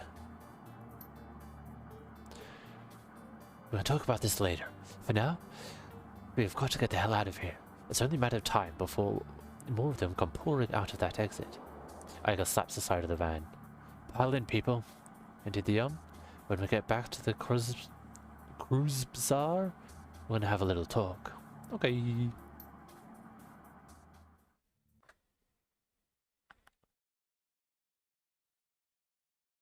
Alright, I'm gonna take a quick stretch of the legs, walk around. You guys can read the loading screen while this is going, and then I'll read it afterwards as well. Back in a second.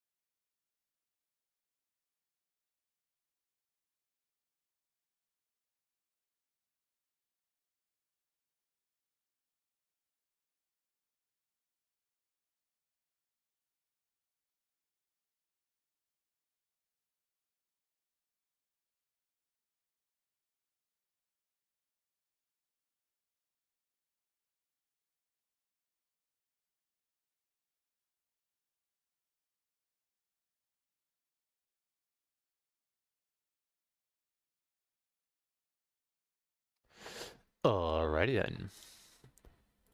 I had to have a brief discussion about how chicken farming works and how chicken reproduction works, but it's okay.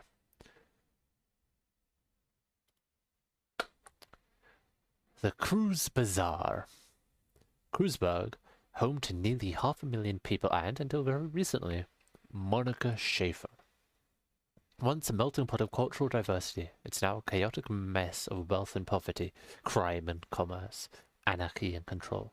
It's also home to your own little slice of Berlin, a neighborhood that calls the Cruise Bazaar a safe port in the eye of a storm. The ride back to the Cruise Bazaar is quiet. No one is in a talking mood. As the van veers past potholes and garbage piles, the glare of streetlights and neon signs plays across your window, painting the world in a kaleidoscope of garish colors. Soon, the van rounds a corner and skids to a halt in a narrow, crumbling alley. This is as far as Berlin's chaotic streets will take you. Your team wordlessly departs the vehicle and climbs down into a disused section of the U-Bahn tunnel system. A well-kept secret, providing your team safe passage into the Cruise Bazaar. The safe house waits on the other side.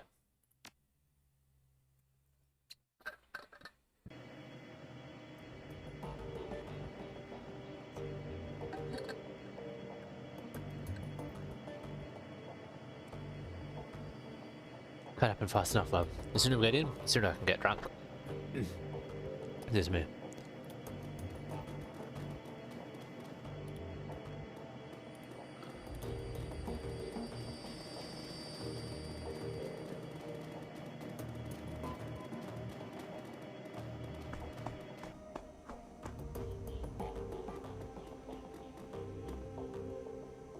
You step inside.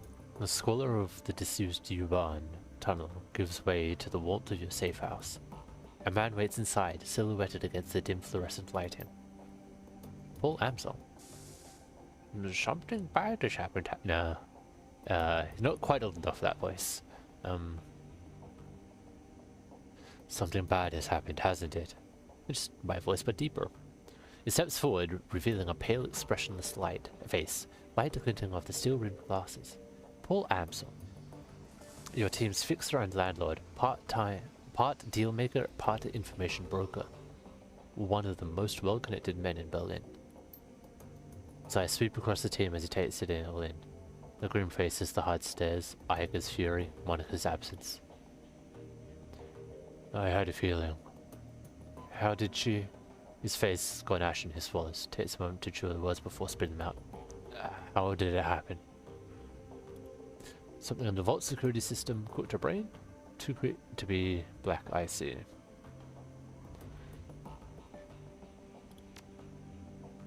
Glory nods, her motions robotic and spare. Monica died. Monica died of biofeedback-induced stroke. That's right.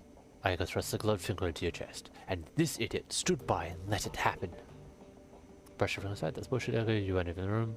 Shove her hand away. Poke me again, I dare you. Let it happen. She jacked in, screamed, and seized. By the time we saw she was in trouble, she was already too late. Yeah, because you never bothered learning what to look for. Muscle contractions and microtremors are all good indicators of a Decker in distress. I'm assuming you didn't have anyone keep an eye out for those? No. If you had, my friend wouldn't be lying dead in the basement. Oh, shove off, Iger. We were all on the lookout for physical security, Didium included. Throwing him under the bus isn't going to help anything. Under the bus is exactly where he belongs. Iger turns his face to Diedrich. She towers over him, but he stands his ground. I respect you, Diedrich. You know that. But you don't have my training. None of you have. Monica was good, she was the best, right? But she was also overconfident. She treated the job like it was a game. Do that long enough and you're gonna get burned. Get it? Because your brain was fried. If you've been paying attention, you'd have figured all of this out on your own by now. You'd have known that Monica needed watching as much as that door. Enough, Iger. Ams's voice is hoarse. His expression blank. Enough. Aiko pushes ahead, heedless of the interruption. Voice remains measured, but there's a fire noise. How many seconds pass between Mona's first convulsion and a plug and a pull? 4? 5? Do you know how much damage biofeedback can do to Dekka's brain in 5 seconds? How dare you? You don't have to answer that. Of course you know. Monica died, but you stood there and watched. This is all your That's enough. Hamster's voice came out in a roar, and his fist smashes down on the desk behind him. Aiga, you and the young can have it out later, but I've had enough. We need to talk action. Our client sent you into something much bigger than he led us to believe. I want to know why. Right there with you. This was supposed to be a milk run. Payback isn't the only reason we need to find him. We saw something back there. Something that we weren't supposed to see. It's fair to assume that we were all in danger. That we're all still in danger. Agreed. And to neutralize that danger, we need to know who we are dealing with. Let us review the events that transpired tonight. The smallest detail could be important, so no holding back. It was just about what's going on. Jordan went hell, brought in by an orc in military grade armor. Monica lived long enough to say a name. Monica lived long enough to say a name. Swinch. She fought hard to tell us. It must be important. Just seen taken aback. He paused for a moment. The firing. This is unexpected. You'll have to forgive me. This brings back many unpleasant memories. The firing? The most terrible of the great dragons. There are those who would disagree, but they never experienced the terror of living in her shadow. He glances at Gloria.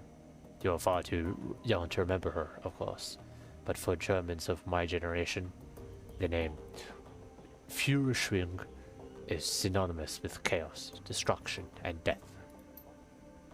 The dragons of today are subtle creatures, full of patience and guile. Führerschwing was not. After her awakening, she went on a 4-month rampage that claimed tens of thousands of lives. Ansel takes in a deep breath, slowly releases it. There's a haunted look in his eyes. Those were the dark days. Countless men, women, and children were slaughtered, roasted alive in their homes by a creature of legend. No hope for salvation, and no end in sight. It was a horror that you cannot begin to understand. What stopped her? I can't imagine that a rampaging dragon would just go away on his own. Eventually, the firing was brought down by a man named Dr. Adrian Vauclair. Well, with the help of Luftwaffe, of course.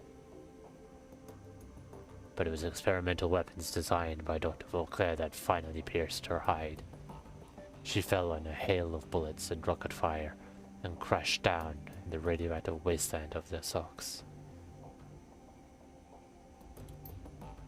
This event was called the Dragonfall. Safe at last from the dragon's wrath, Germany celebrated Vauclair as the hero. Our own Siegfried, modern-day dragon slayer.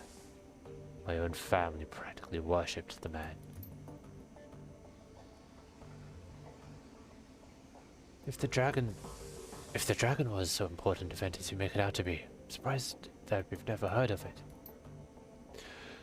Those early years of the awakening were traumatic, Jaeger. Not just on a rational level, but on a global scale.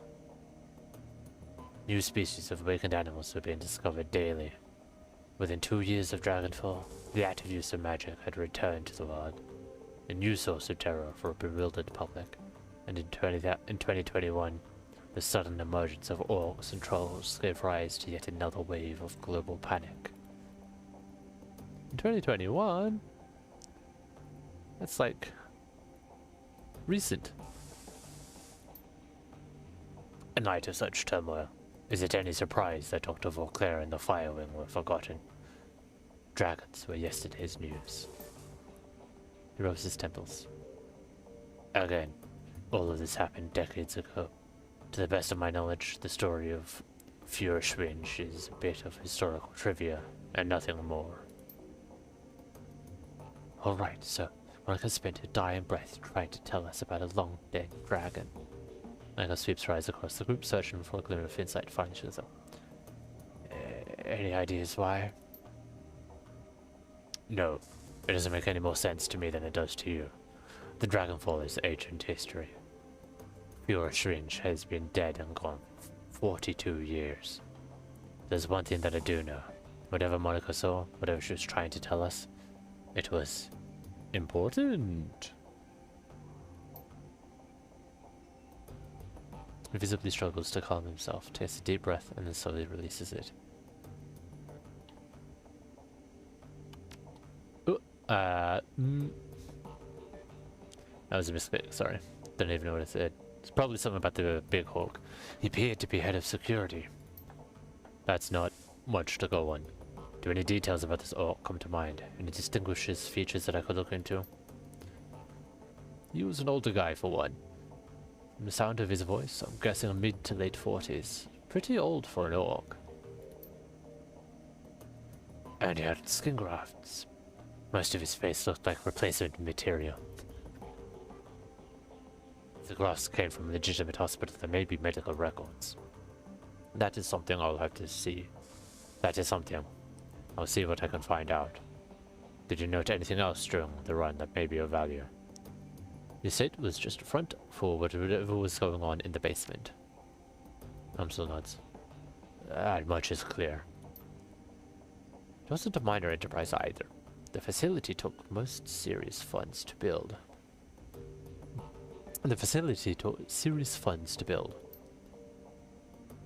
And time. There was more to it than we saw. Places like that don't spring up overnight. And all in secret. The owners, whoever they may be, were none too pleased by your escape, I am sure. What else did you find? That's all we've got. That's not much.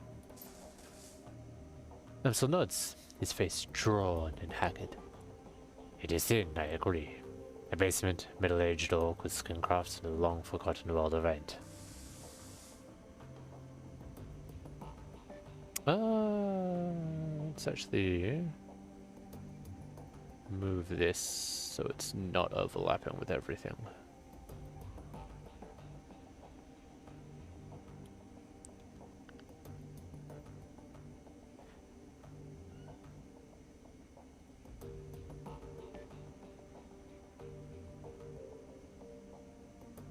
Whoever sent us, we were walking into. We were set up. That's obvious, but why? Paul's face reddens. I warned her. I told her not to take this run, but she assured me it would be a cakewalk. You didn't bring it to her? No, she set the whole thing up herself. Monica was approached recently by a man who calls himself Green Winters. He used to be a prominent activist for the F-state political scene. Never much liked the man. I certainly never trusted him. Green Winters. But Monica, she would do anything for her cause, anything for the Flux state. Besides, Winters swore that the data he was after was crucial to ensuring the future stability of the Flux. And that's all it would took. We need to track down Monica's client and press him for information. Yes, most definitely. It is clear that Green Winters is involved in something much larger than he led Monica to believe. When he finds out what happened on the run, he's probably going to grab it. We need to chase him down before that happens. How do we find this guy? There's a man here in the cruise bazaar, a Turk named Altog Burakax. Apologies if I butcher any of these names, which appear to be based on actual languages and descents, but I'll do my best. Altug Burakaxi.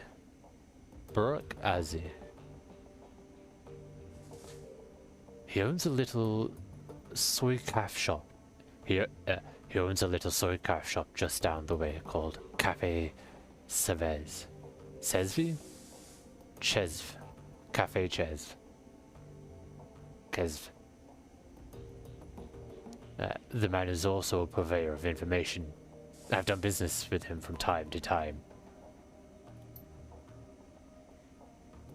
And do you think he would know something about Green Winters? When I discovered Monica's renewed association with the Green Winters, I contacted Altog. One of his people has been keeping tabs on the Winters ever since. As I said, I did not trust the man. For good reason, it would seem. I'll talk to Altog and see what he knows about Green Winters. Very well. Tell him I sent you. I'll do what I can to dig into the information that you've uncovered already, sparse though it may be.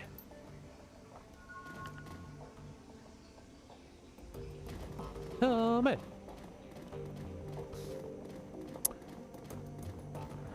Well, I mean, obviously I'm going to go talk to the dog first. Dante? That's a wonderful name.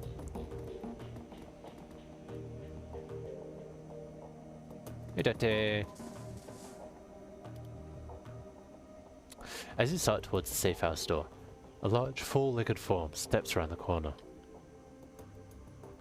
Dante, Monica's dog, an enormous mongrel of indeterminate breed. A low whimper emerges as he enters the room, head hanging low. Oh shit, Dante. Did you chase it? Don't worry, boy. We'll look after you. The sight of Monica's dog amps his eyes well up. He inhales but can't quite catch his breath. He started whimpering about an hour ago. Turned into a full-blown howl. Wouldn't stop. Kept. His eyes closed. That's when I realized something bad had happened. Looking down at the huge brown eyes, you see intelligence and sadness. And that's a small whine and rubs his head against you.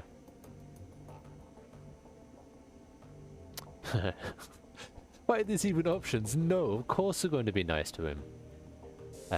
Grab Monica's bag of soy jerky treats off the table and give him one. Dante takes the treat in his mouth, but it's clear he has no appetite for it, and the jerky drops to the floor. He leans into you and looks up wonderfully, pressing his ribs against your leg. I guess the dog was going with you, did the so takes a ragged breath and releases it. A slow, melancholy smile plays across his face. Well, perhaps a part of Monica lives on in Dante. Return to the safe house when you're finished with us, Altog, main friend. Return to the safe house when you're finished with Altog, main friend. With a little luck, you can help us locate Green Winters. We can get to the bottom of this. He says at the floor. And now, I think we should all take a moment. Yeah, it's probably fair. Zips tightened. For Monica. Minute of silence. Okay, okay. Now we have a puppy. Hi, Dante. You better not die, Dante.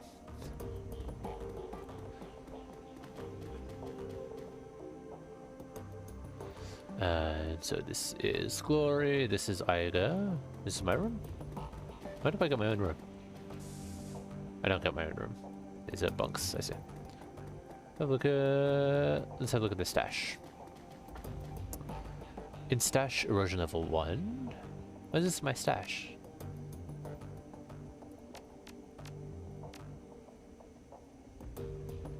Did the Dante. Okay. I move this out? I cannot move this out. Equipped. So nothing actually to change. This SMG sucks.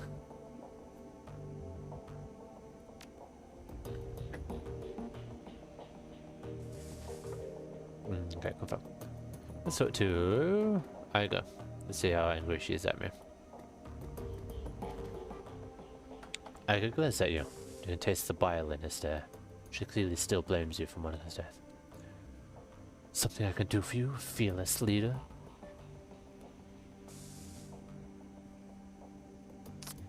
You're wrong about me, Iga. I intend to prove that to you. She stares at you for a minute and looks away. Best of luck, Titium. Now please, leave me alone. Step away. As you wish. Alright, let's talk to Glory. Probably not the best time to talk to someone while in the bathroom, but, you know, why not? Glory is beautiful in a wayfish sort of way. Her features are almost elvish in their delicacy, and there's something cold about her that you find slightly unsettling. What's more unsettling is her chrome. Glory is rocking a heavy loadout of cyberware from head to toe. She looks to be composed more of plastic and metal than she is of skin and bone. In the shadows, individuals such as this are anything but uncommon, but Glory's cyberware is first generation, all of it. Bulky, invasive, practically museum pieces. This chrome was obsolete well before she was born.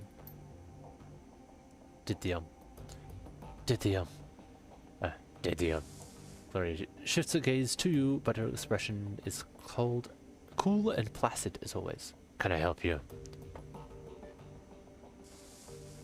I have a question for you, Glory, of the personal kind. I'm not big on sharing sport. I'm not big on sharing sport. Personal reasons. You understand, I'm sure. The engine of voice tells you that she's not interested in continuing the conversation. I understand. If you ever want to of course, we all have our secrets, but if you ever want to talk, I'm here. I ain't gonna push into privacy. Not in a cyberpunk world. Surely privacy is of utmost import. Dr. Paul did the Amstel peers at you apprehensively, his eyes bloodshot. Expression grim. Did you get the information about... No, not yet. Please continue working. Okay. I did. Wanna come with me? Dietrich turns his head to your approach. His aging face is traced in the network of faint scars, the legacy of too many fights over too many years. While he still retains a degree of strength and vigor, it's obvious that the shaman you see today is a shadow of his former self. Despite all of this, there is still an aura of power surrounding the man. He raises his bottle, offering it to you. Didyam, welcome. I've got a bottle of schnapps that needs sharing, and we've got a fallen comrade to drink to.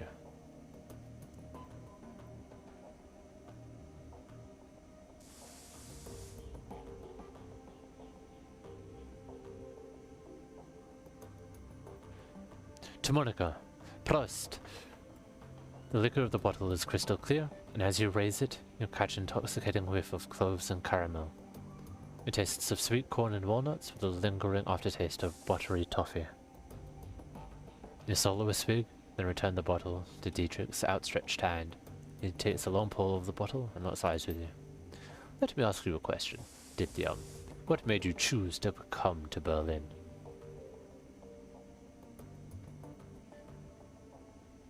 I'd rather not talk about it.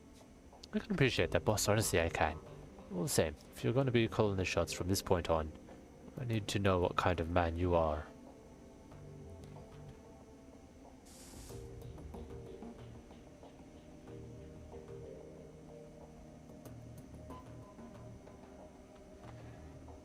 A member of my old crew betrayed me. Ain't that a pisser? I can handle all sorts of things, but betrayal always makes me see red. Yeah, another feeling. Trying to answer it. Boss of it away. Right there with you. Ventilated the son of a bitch with the roof fix.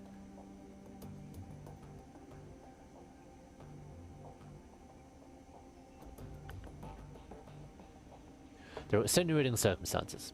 If he didn't do what he did, his family would have paid the price. That's rough, but it's still on him, not you. You should have been more careful. He should have been more careful. What did you do?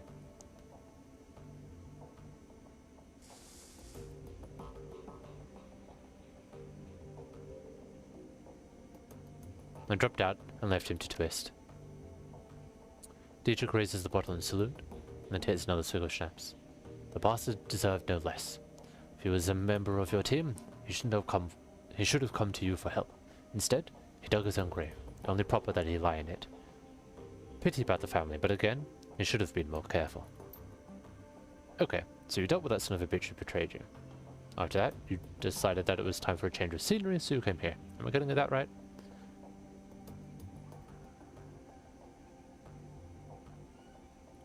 More or less. Ah, Monica. Dietrich raises the bottle again and closes his eyes, takes a long drink. After a moment passes, he returns his attention. It all comes back to our girl, doesn't it? So let me ask you. Just what was your relationship with Monica anyway? I know that you two knew each other way back, which is pretty coy about these things. Treading into dangerously personal territory here. Are we? Sorry about that. Never been much for boundaries. All the same. I'd like it if you tell me. Jesus. Dude, read the room. Just take a step back, you know, give it some air. She's just died, we're all mourning. You don't need to, you know, get all on my face. Dietrich shrugs. I always intended to get to know Monica better, but it's too late to ask her in person.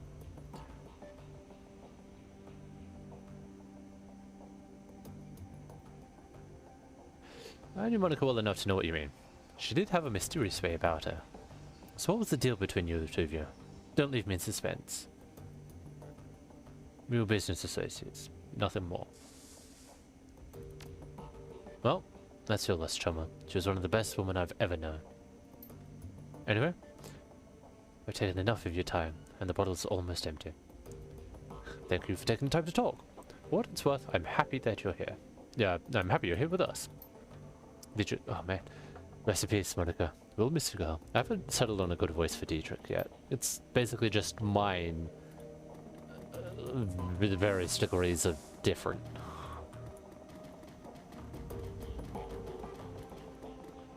Okay, we're in the back of like an antiques place or a storage house. No fear, Vitar Beta. Fortunately, I do not know any German, so I cannot tell you what that means. Ooh.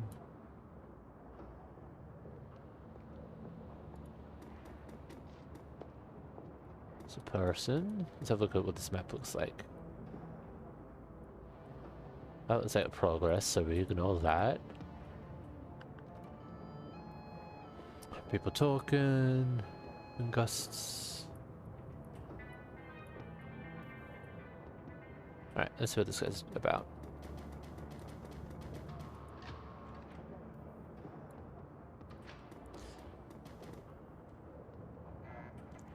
The dwarvish tech vendor smiles at you with a practiced ease, her almond eyes twinkling with the glare from a dozen trid screens. She speaks in a clipped, heavily accented German. I will not be attempting this heavily accented German. Welcome to the Data Haven. Can I help? Yeah, woman. Welcome to the Data Haven. Can I help you with something? I need some tech, and I'm in a tight schedule. Show me what you've got.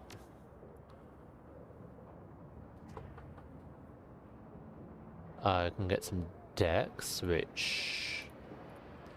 So I currently have this Sony. Programs for ESP's Evasion. 1,000. How much money do I have? I have 1,250. I found an erosion. Erodes integrity points of IC. Minus 50 with ongoing 25 for 2 rounds. So a total of 100 of 3 rounds.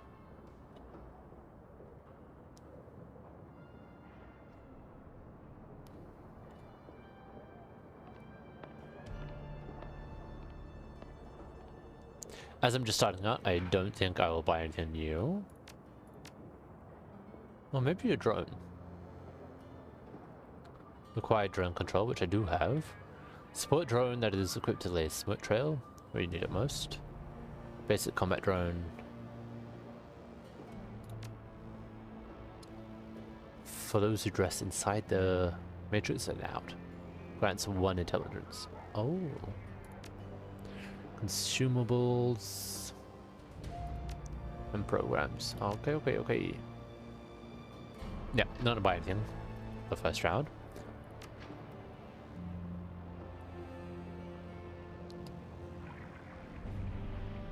Person walking around.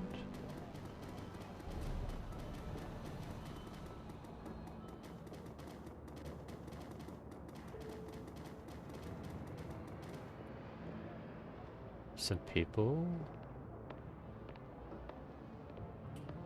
I kind of like this aesthetic.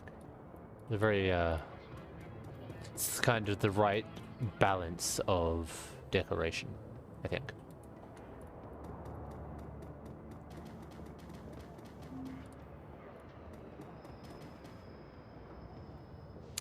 Dances back. What? Can I just root through a bag while she's there?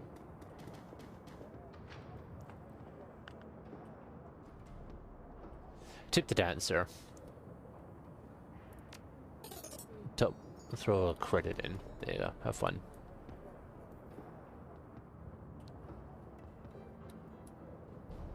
Person selling stuff over here.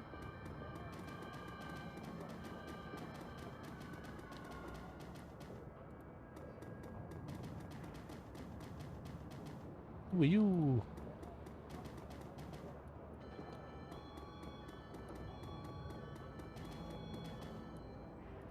I wonder what these pots with the lights flipping around it are for. So how long have I got for?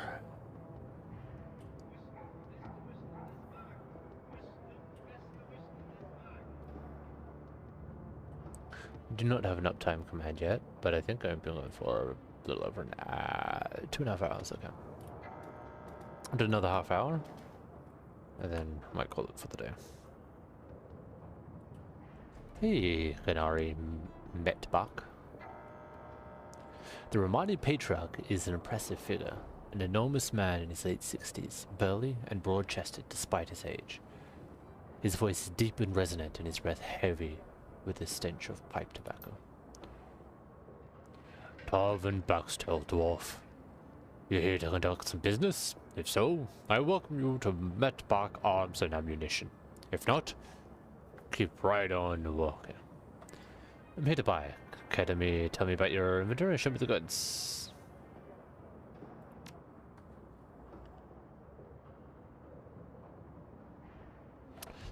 Weapons, secure tech gives me more armor. Consumables, more grenades. I could do with a couple more grenades. I've wasted a couple. These are the same grenades, they're just stacked. Because there's no counter, right? Yeah, okay. Replace the grenades I've lost. Let's see. Super Shock, Black Scorpion, range medium damage. There's like a better SMG.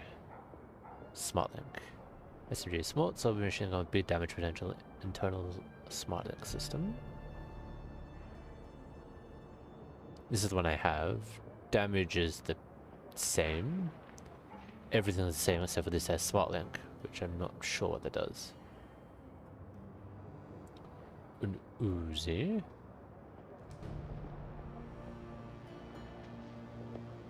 Smaller capacity, same range though, bigger damage.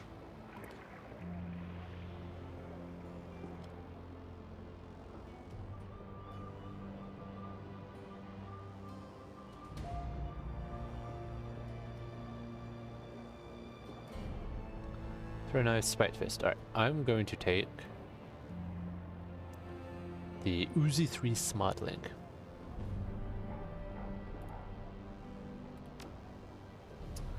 Confirm, because the weapons we had were just not doing it for me. Alright, Britta, let's pull that out. Uzi 3 Smart Link, okay, and then we have our cyber deck. Nice. Alright. Yeah, I wonder what these little pots here with the glowing lights are for. Look for some magic, mind fluid. Got the cash, oh Zap's got the flash.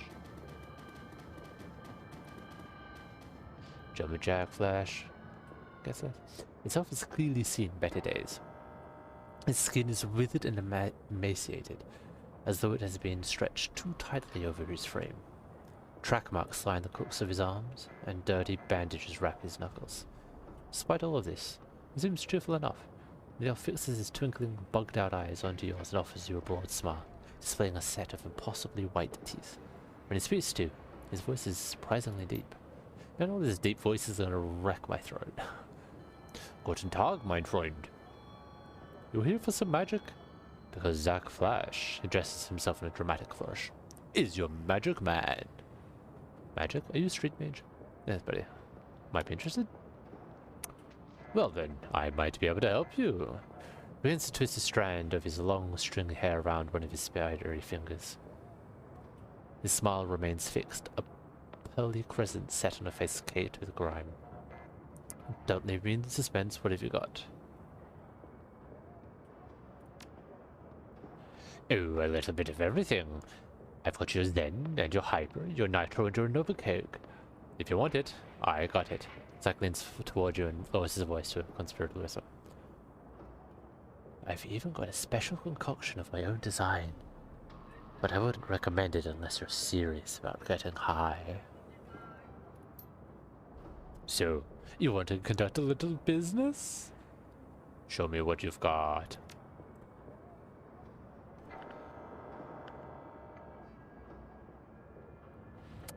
Too expensive for the Flash. 2 movement, 2 AP for 1 round. Combat stim, that adds body strength and willpower. Strength and willpower. Aha. These yeah, these are consumables, I see. Alright. I'll just stop doing that.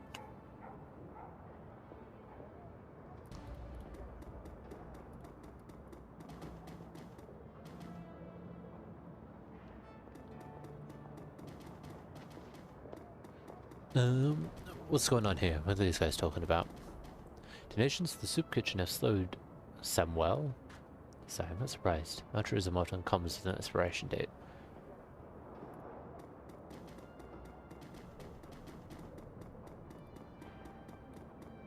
Samuel Backenbauer. As you approach, the orc turns to face you. He has a severe expression, but then a kindness in his eyes. But there is kindness in his eyes. Guten Tag, dwarf. Can I help you with something? I'm gonna help it overhear the conversation. You take it that you run a charity of some sort? He nods. Yes, it isn't much, but we do what we can, such as give me the specifics. Because his throat begins to count off his fingers. In the past several years, I have established a shelter where the dispossessed can sleep, a soup kitchen to feed the hungry, and a library for the people of Cruz Bazaar to better themselves. It isn't much, I admit, but it's a start. A good start, Samuel. You mustn't be so hard on yourself. There are limits to what one man, even a determined man, can accomplish. This is true. Nods to the orc on his side. Thankfully, some of the residents here that have helped over the years have come back around to help me. I've got 15 assorted orcs and trolls from all around the Cruz Bazaar working with me now. They help me man the soup line, stock the library shelves, and to do all of the hundreds of other little things that a community organization needs done every day. These extraordinary individuals are living proof that what we do here has value. They are my inspiration to continue forward. She beams at the compliment. From her body language, it is clear that she idolizes Beckenbauer. Now, do you have any more questions? If not, I will bid you good day. I don't wish to self-important or rude, but there are many pressing matters that demand my time.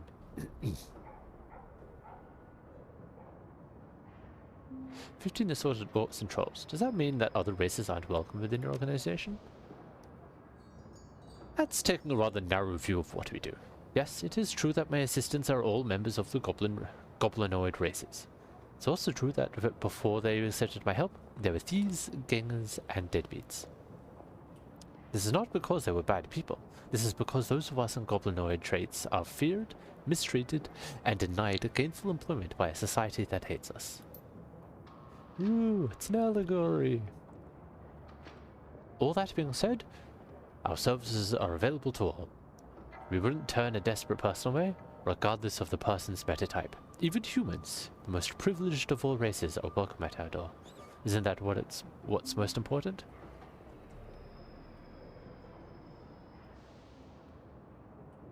I'll reserve judgment. You're helping people? That's what's important. Good of you to understand. Now, is there something else that you'd like to talk about? No, I just passed by. What's going on in this here establishment, Mr. Lane? There's actually something I found using the phone version. Sometimes you can click on somebody and if you want to interact, he'll just run through the person. You have to like get close to him and then click him again or a couple of times for it to actually interact. Before you stand a troll, though it's a stretch to say that he's standing at all. His great mass is barely held upright by two vintage prosthetic legs, along with a crutch under one arm. His body clicks and hums with every shift of his weight. Despite these disabilities, his eyes are sharp and calculating. I know you. If you know Monica. Sure I know Monica. You one of hers then? There's something you should know about Monica.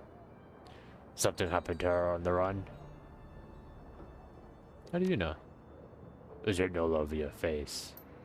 How do you feel besides? Monica always comes around after a run to check on everybody. She's long overdue. And I hear you are in her place, so she's either severely wounded or outright dead. Which is it? I'm afraid she's gone. Wizardtron nods grimly. Silver's in his prosthetics complain as he lets a heavy sigh. Now that's a shame. She was a hell of a runner, that one. And a good friend. I'm Didium, by the way. Glad to meet you, Didium. My name's Alexi Lane. What's your place in the cruise bazaar? No place really, just an old relic rusting away. I'll leave you be. Okay. Guy Lane.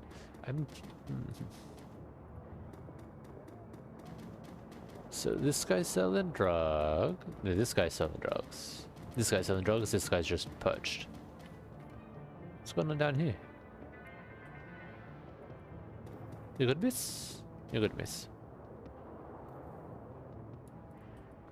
Just a surprising amount of detail for it's kind of fairly spread out and open isometric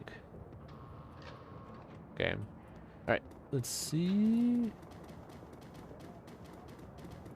What's in here?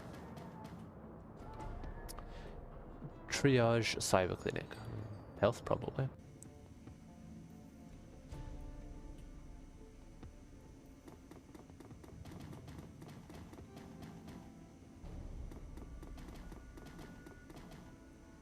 And the door is locked. As you approach the elf, you notice that he's in mid-conversation. His lips move rapidly, and his voice comes out in a low, quiet tone. The glossy plastic shell of a high-grade comlink glints on his wrist. Listen in on his conversation. Doing your best to look uninterested, you lean slightly and strain your ears. You find that you can make out the doctor's end of the conversation. No. The price I'm quoting you is more than fair. Well, below market value, in fact. If you can't pay it, that's your problem. Yes, I know that price has gone up. It's the seller's market. Well then, you'll just have to find money or go without. I'm sorry, but I have to go. I have a patient. Dr. Xavier Iscabel presses a button on his comlink and looks up at you. $1 million smile and says, "Sorry about the wait, my friend. Welcome to the Triage Cyber Clinic." He extends his hand to you. I am Dr. Xavier Iscabel. And your name is? Didier. A pleasure. Pleased to meet you, Didier. What can I do for you today? I need cyberware. I cannot afford cyberware.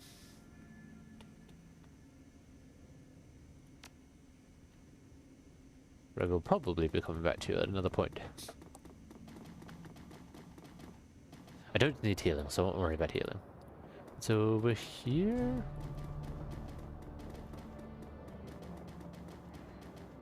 I change the angle Maybe. Doesn't matter though. Doesn't matter though. Doors. Hey Simi, what you got going on? Warming herself in the dim light of a dying street lamp is a waif of a girl who looks far too worn for her years.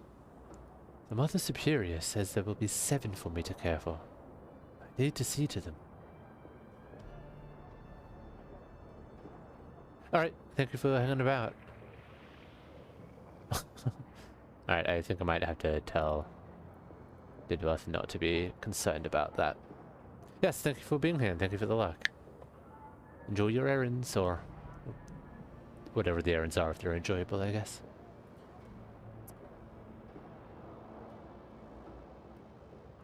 The Mother Superior says that there will be 7 for me to care for, and I need to see them. I wasn't aware of any convent church nearby. She's there when I close my eyes, and I'm Maria. She says that I'm going to be governess to the children. There's the chipjack poking out beneath the young woman's unruly hair. The vacant look in her eyes marks her as likely BTL junkie, lost between reality and any number of better-than-life virtual constructs. I need money to get back to them. The story sounds familiar. Captain Von Trapp is very well known and respected. The poor dear lost his wife and the children, their mother. A child should not be without a mother, and a mother should not be without a child. Have you seen the captain? Do you know Monica? Monica? Is she one of the sisters at the Abbey? No, wait. Monica. The figure of recognition fights through the haze. Yes, Monica. She's good to me. Gives me food to eat and tea to drink. I'm afraid I have some bad news. Despite the woman's persistent delirium, she seems to glean meaning from what you tone. She died? I'm sorry, she did. Girl grips her hand with the claw-like hands, tugging at her hair as if she might pull her brain out through her skull. I don't like this. I can't switch it off. As Freya Brady shudders and her eyes glow large. She does not sob, instead she smiles a sad smile, which was to have been worn all too often. She will go to heaven, she told me. It's a place for good people, stillborn babies and childhood pets. And she was a good person. Not a childhood pet? The girl then begins to mumble to herself, while fingering the hair that covers the jack in her head. I'm gonna step away now. Yes, good. I need to rejoin the children. You enjoy that. Ooh. Phone rings. Anonymous. Let's have a look at the statue. A bizarre monument towers before you. At the top of the pedestal, the form of an angel stands, its outstretched wings looming over the small park. But the material is strange and uneven, giving the statue a cold, Frankenstein-esque appearance. It appears that the artist has welded this monument together from various metal scraps and pieces of junk. As you approach, a small grimy monitor at the base of the statue flickers dimly to life. The grainy face of a smug young orc appears on screen.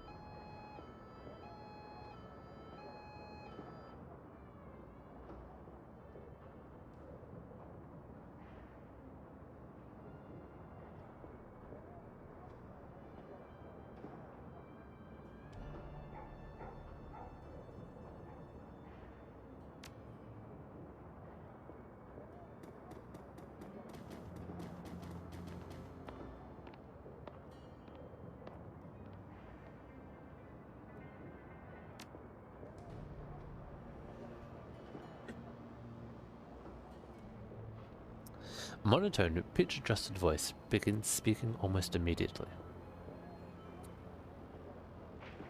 The Shockweller's contract. The Shockwellenwriter's contact for this case is no more. Lithium is listed as a follow-up contact. This is our only secured line to this case.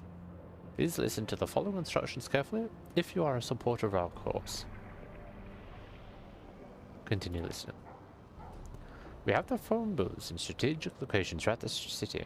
Within each one, you may find a request posted for specific information.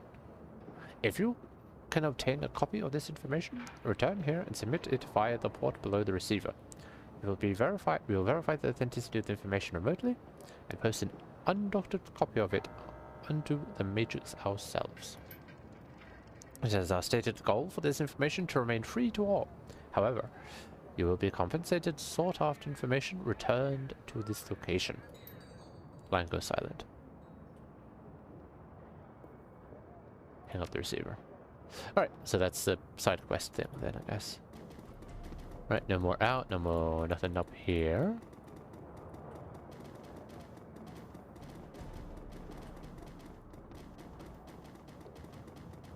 Nothing up here. I don't think I can come out that way, so I'll keep down here. Medical place, he sells weapons. This is where the dancer was. Oh, can I go down here?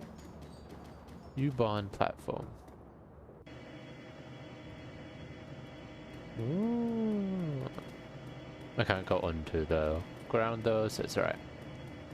Let's get up to the streets.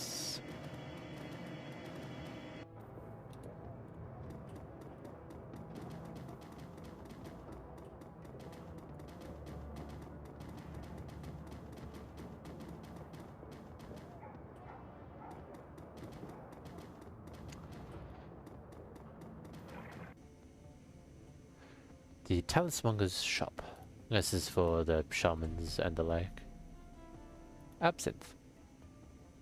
Something about the young elf behind the counter makes her breath catch in your chest. She's lovely to look at, but it's a strange kind of beauty. Her eyes are large and luminous and impossibly green. As she looks up at you, you can see that her irises are flecked with iridescent gold. Hello and welcome to Algernon's. Perhaps I can help you with something. As she smiles up at you, her eyes fixed on yours, a curious feeling of weightlessness fills your chest. It feels as though you're floating on a warm, calm sea. A gentle current pulls you closer to Absinthe, and the sensation is pleasant. As you drift, the golden specks in her eyes begin to move. The golden specks in the elf's eyes shift and swell, slowly picking up speed. It's mesmerizing.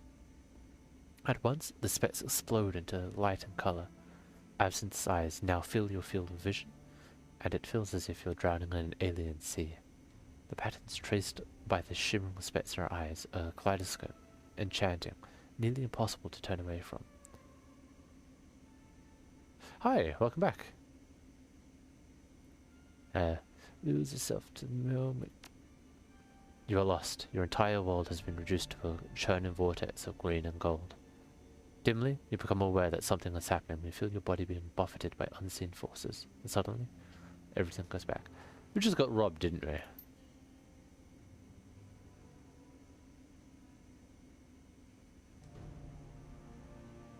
Slowly and painfully, you struggle your way back to consciousness. The shop's owner, Algernon, is peering down at you, an expression of concern on his face.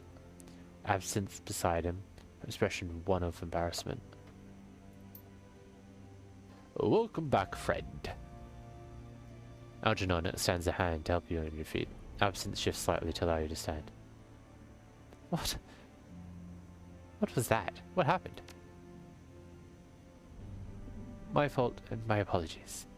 Something when I daydream. I bring others along for the ride.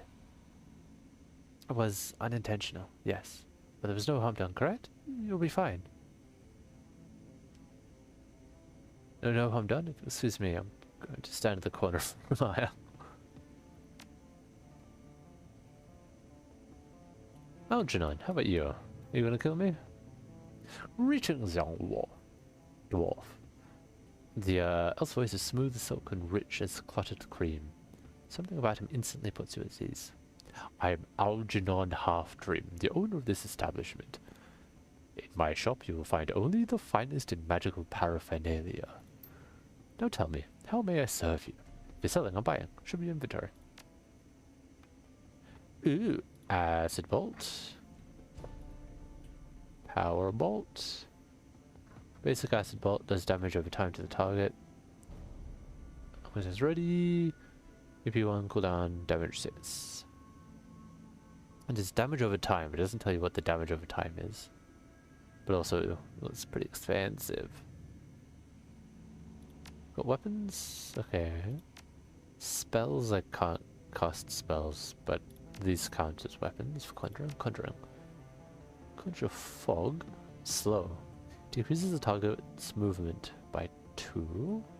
Haste would be a good one to have, I think. Just in general.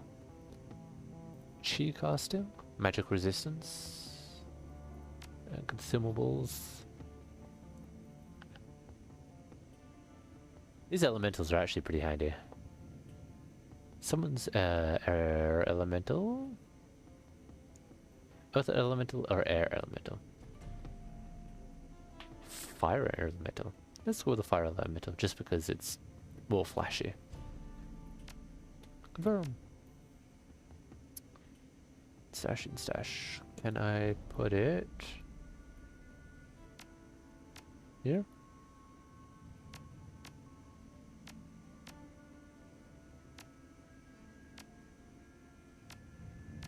I don't need to have all my grenades in the slots. I can just have a single grenade in the slot and hopefully I can just use it whenever.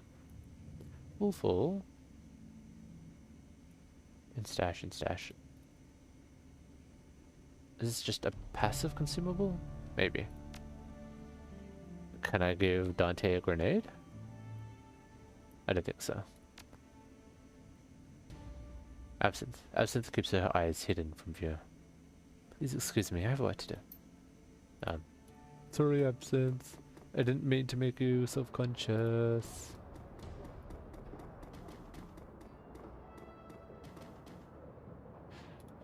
Hey, David. A pair of round eyes peer up at you from under a hood of a grime-smeared winter coat. You recognize him as David, one of the Cruise Bazaar's street kids. If you had to guess, you'd place him in his mid-teens, though it's difficult to tell beneath the grime and acne mar on his face. You've seen him follow Monica around between runs, chasing her heels like a lost puppy.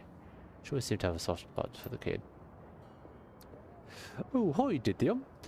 Have you seen Monica around? I've been looking all over for her. That's the accent this kid has. I'm afraid I have some bad news for you, kid.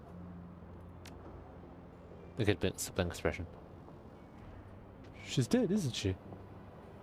It was quick. She went peacefully. It's the most any of us can hope for. Yeah. Look, I think I want to be alone right now. That's understandable, kid.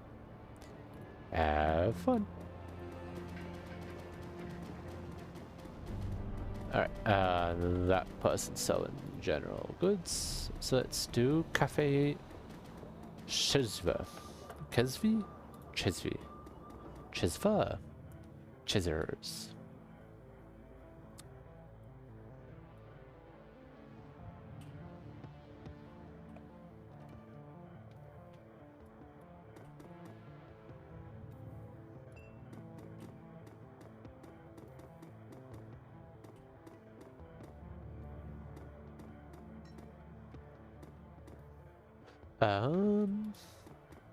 This was daydreaming. Jan Goldschmidt. Hello, my friend. The voice that comes from this man in the chair is enormous as its own. Deep, booming roar, dripping with unrestrained mirth. So not, hello, my friend, more like, hello, my friend. A fine day for soy cafe, yes? It certainly is a beaut. In the back of the store, the voice of a deep. The voice of the shopkeeper cuts you off. Don't mind the fool in the chair. He roars like a traumatized walrus, stewing all day in his own sweat. The man behind the bar glares at Goldschmidt, his upper lip curled in disgust. I tolerate him only because he tastes soy calf by the bucket.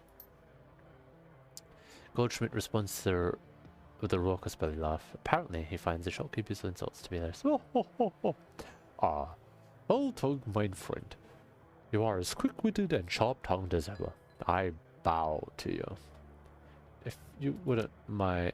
Once again to the shopkeeper cuts in. To bow to me, you would first have to vacate your chair. The shopkeeper claps his hands together, clasping them in front of his chest. I shall summon a team of determined young men and an ox to assist you with the task. With luck, you'll be on your feet by nightfall. Wow, Altog, this is very rude. Enough of this... Goldschmidt smiles up at you, small eyes glittering. Enough of this senseless bickering. You have approached me for a reason, yes? Tell me, what can Jan Goldschmidt do for you? Why did you put up with those insults? Don't you have any pride? I put up with them because they amuse me. The fact that they amuse me infuriates my dear friend Altog, who in turn hurls more insults. Goldschmidt raises his soy calf cup in salute. And thus the cycle continues. It is 2 years now that I've been your customer, yes, Altog?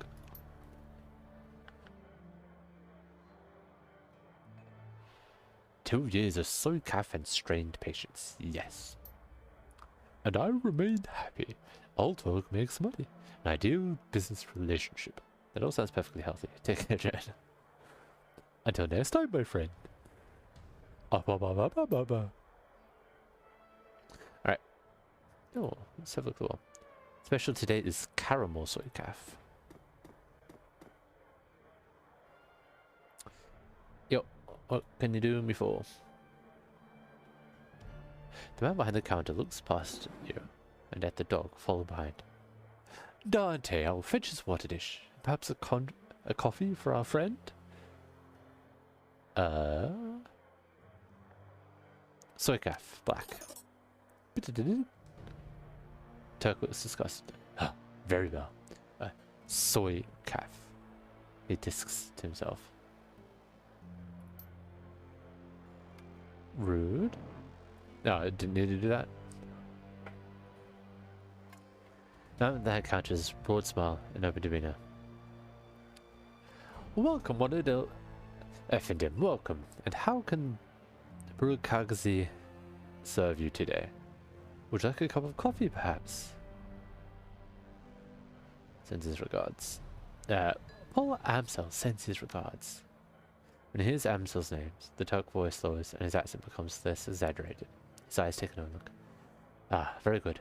Please express to her Amsel my appreciation for his patronage.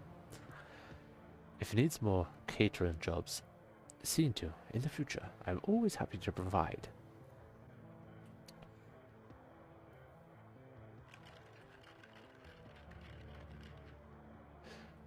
Paul is always pleased to send business your way, Herr Burkhalter.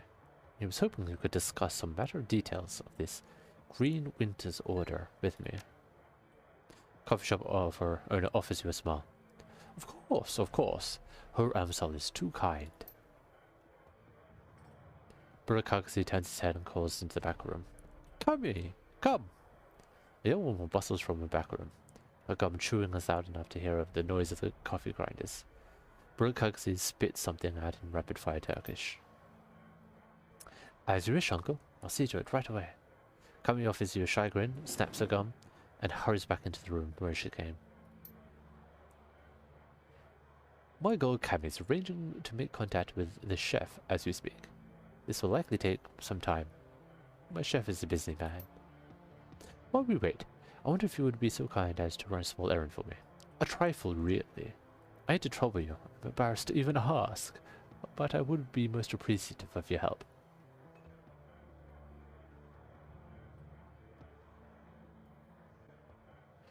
What is this trifle?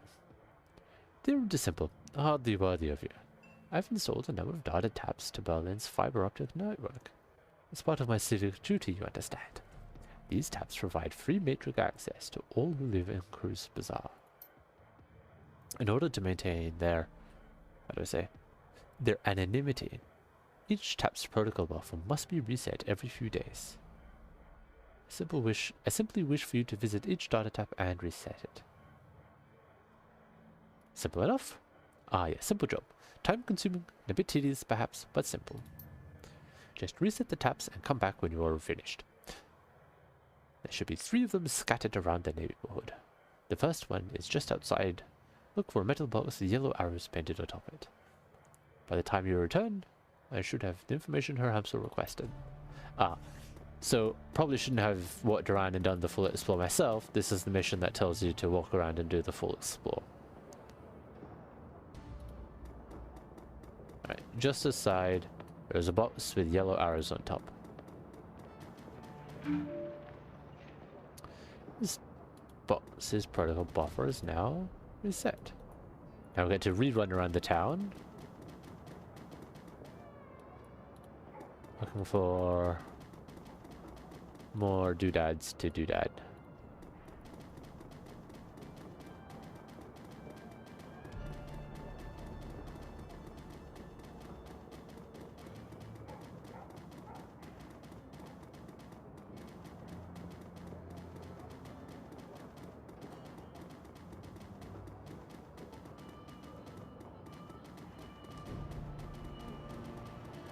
Seriously, no doodads over here?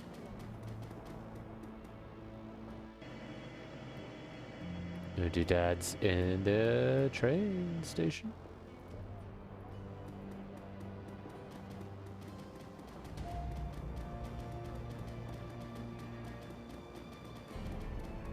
Nothing in here. Let's try riding all the way up here then.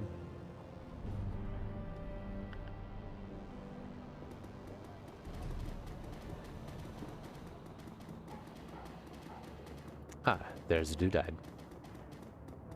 Oh, they all have the box and arrows on it. And let's run up here, because there's one here. Yeah, this is the mission that tells you to run and explore everything. I should have beeline to begin with. Complete the data tab. As we reset the data tab, notice that someone has data taped a small homemade receiver to the system. The earplug dangles from the receiver. Sound of heavy machinery makes it difficult for you to hear the words being spoken. After a moment, you find you can make out 2 distinct voices. A nasal woman who sounds like a heavy smoker, and a man who speaks a high-pitched, breathy tone. Nasal woman. Just heard. Monica. Need to verify. Good for us. Continue listening. A sound like a conveyor belt starts as the noise of machinery and you can't make out anything else. Think I've noticed it. Wait. Isn't ready to make a move yet. Be patient. See who steps up. Could be someone more. Continue listening. Conveyor belt starts up, all you can hear is the sound of machinery. Some sort of motorized vehicle starts up, drowning out everything else. Okay. We be spying. We do be spying indeed.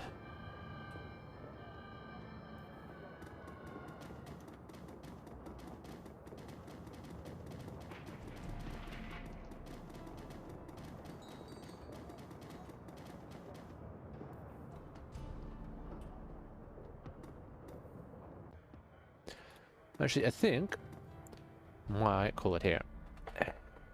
This is a good time to call it. At the beginning of the next time we play this, next Thursday. It'll be at the beginning of a new, basically, story arc, and there'll be a bunch of encounters and stuff, and it'll be getting some lore to, like, ease us into it. Yeah, I think this is a good place. Alrighty, let me change screens, and then we save. Thank you everybody for hanging out with me today.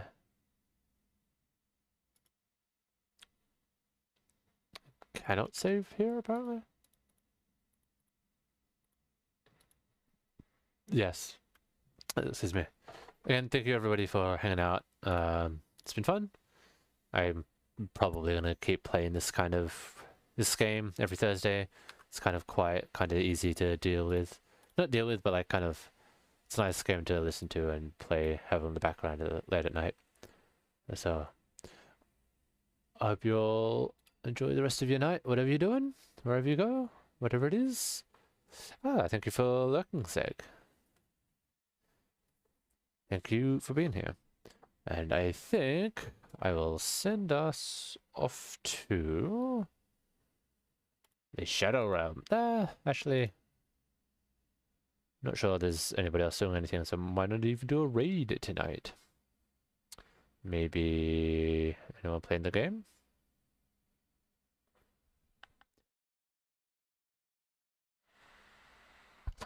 Nope, I am the only person playing this game. Wonderful. So it sounds about right.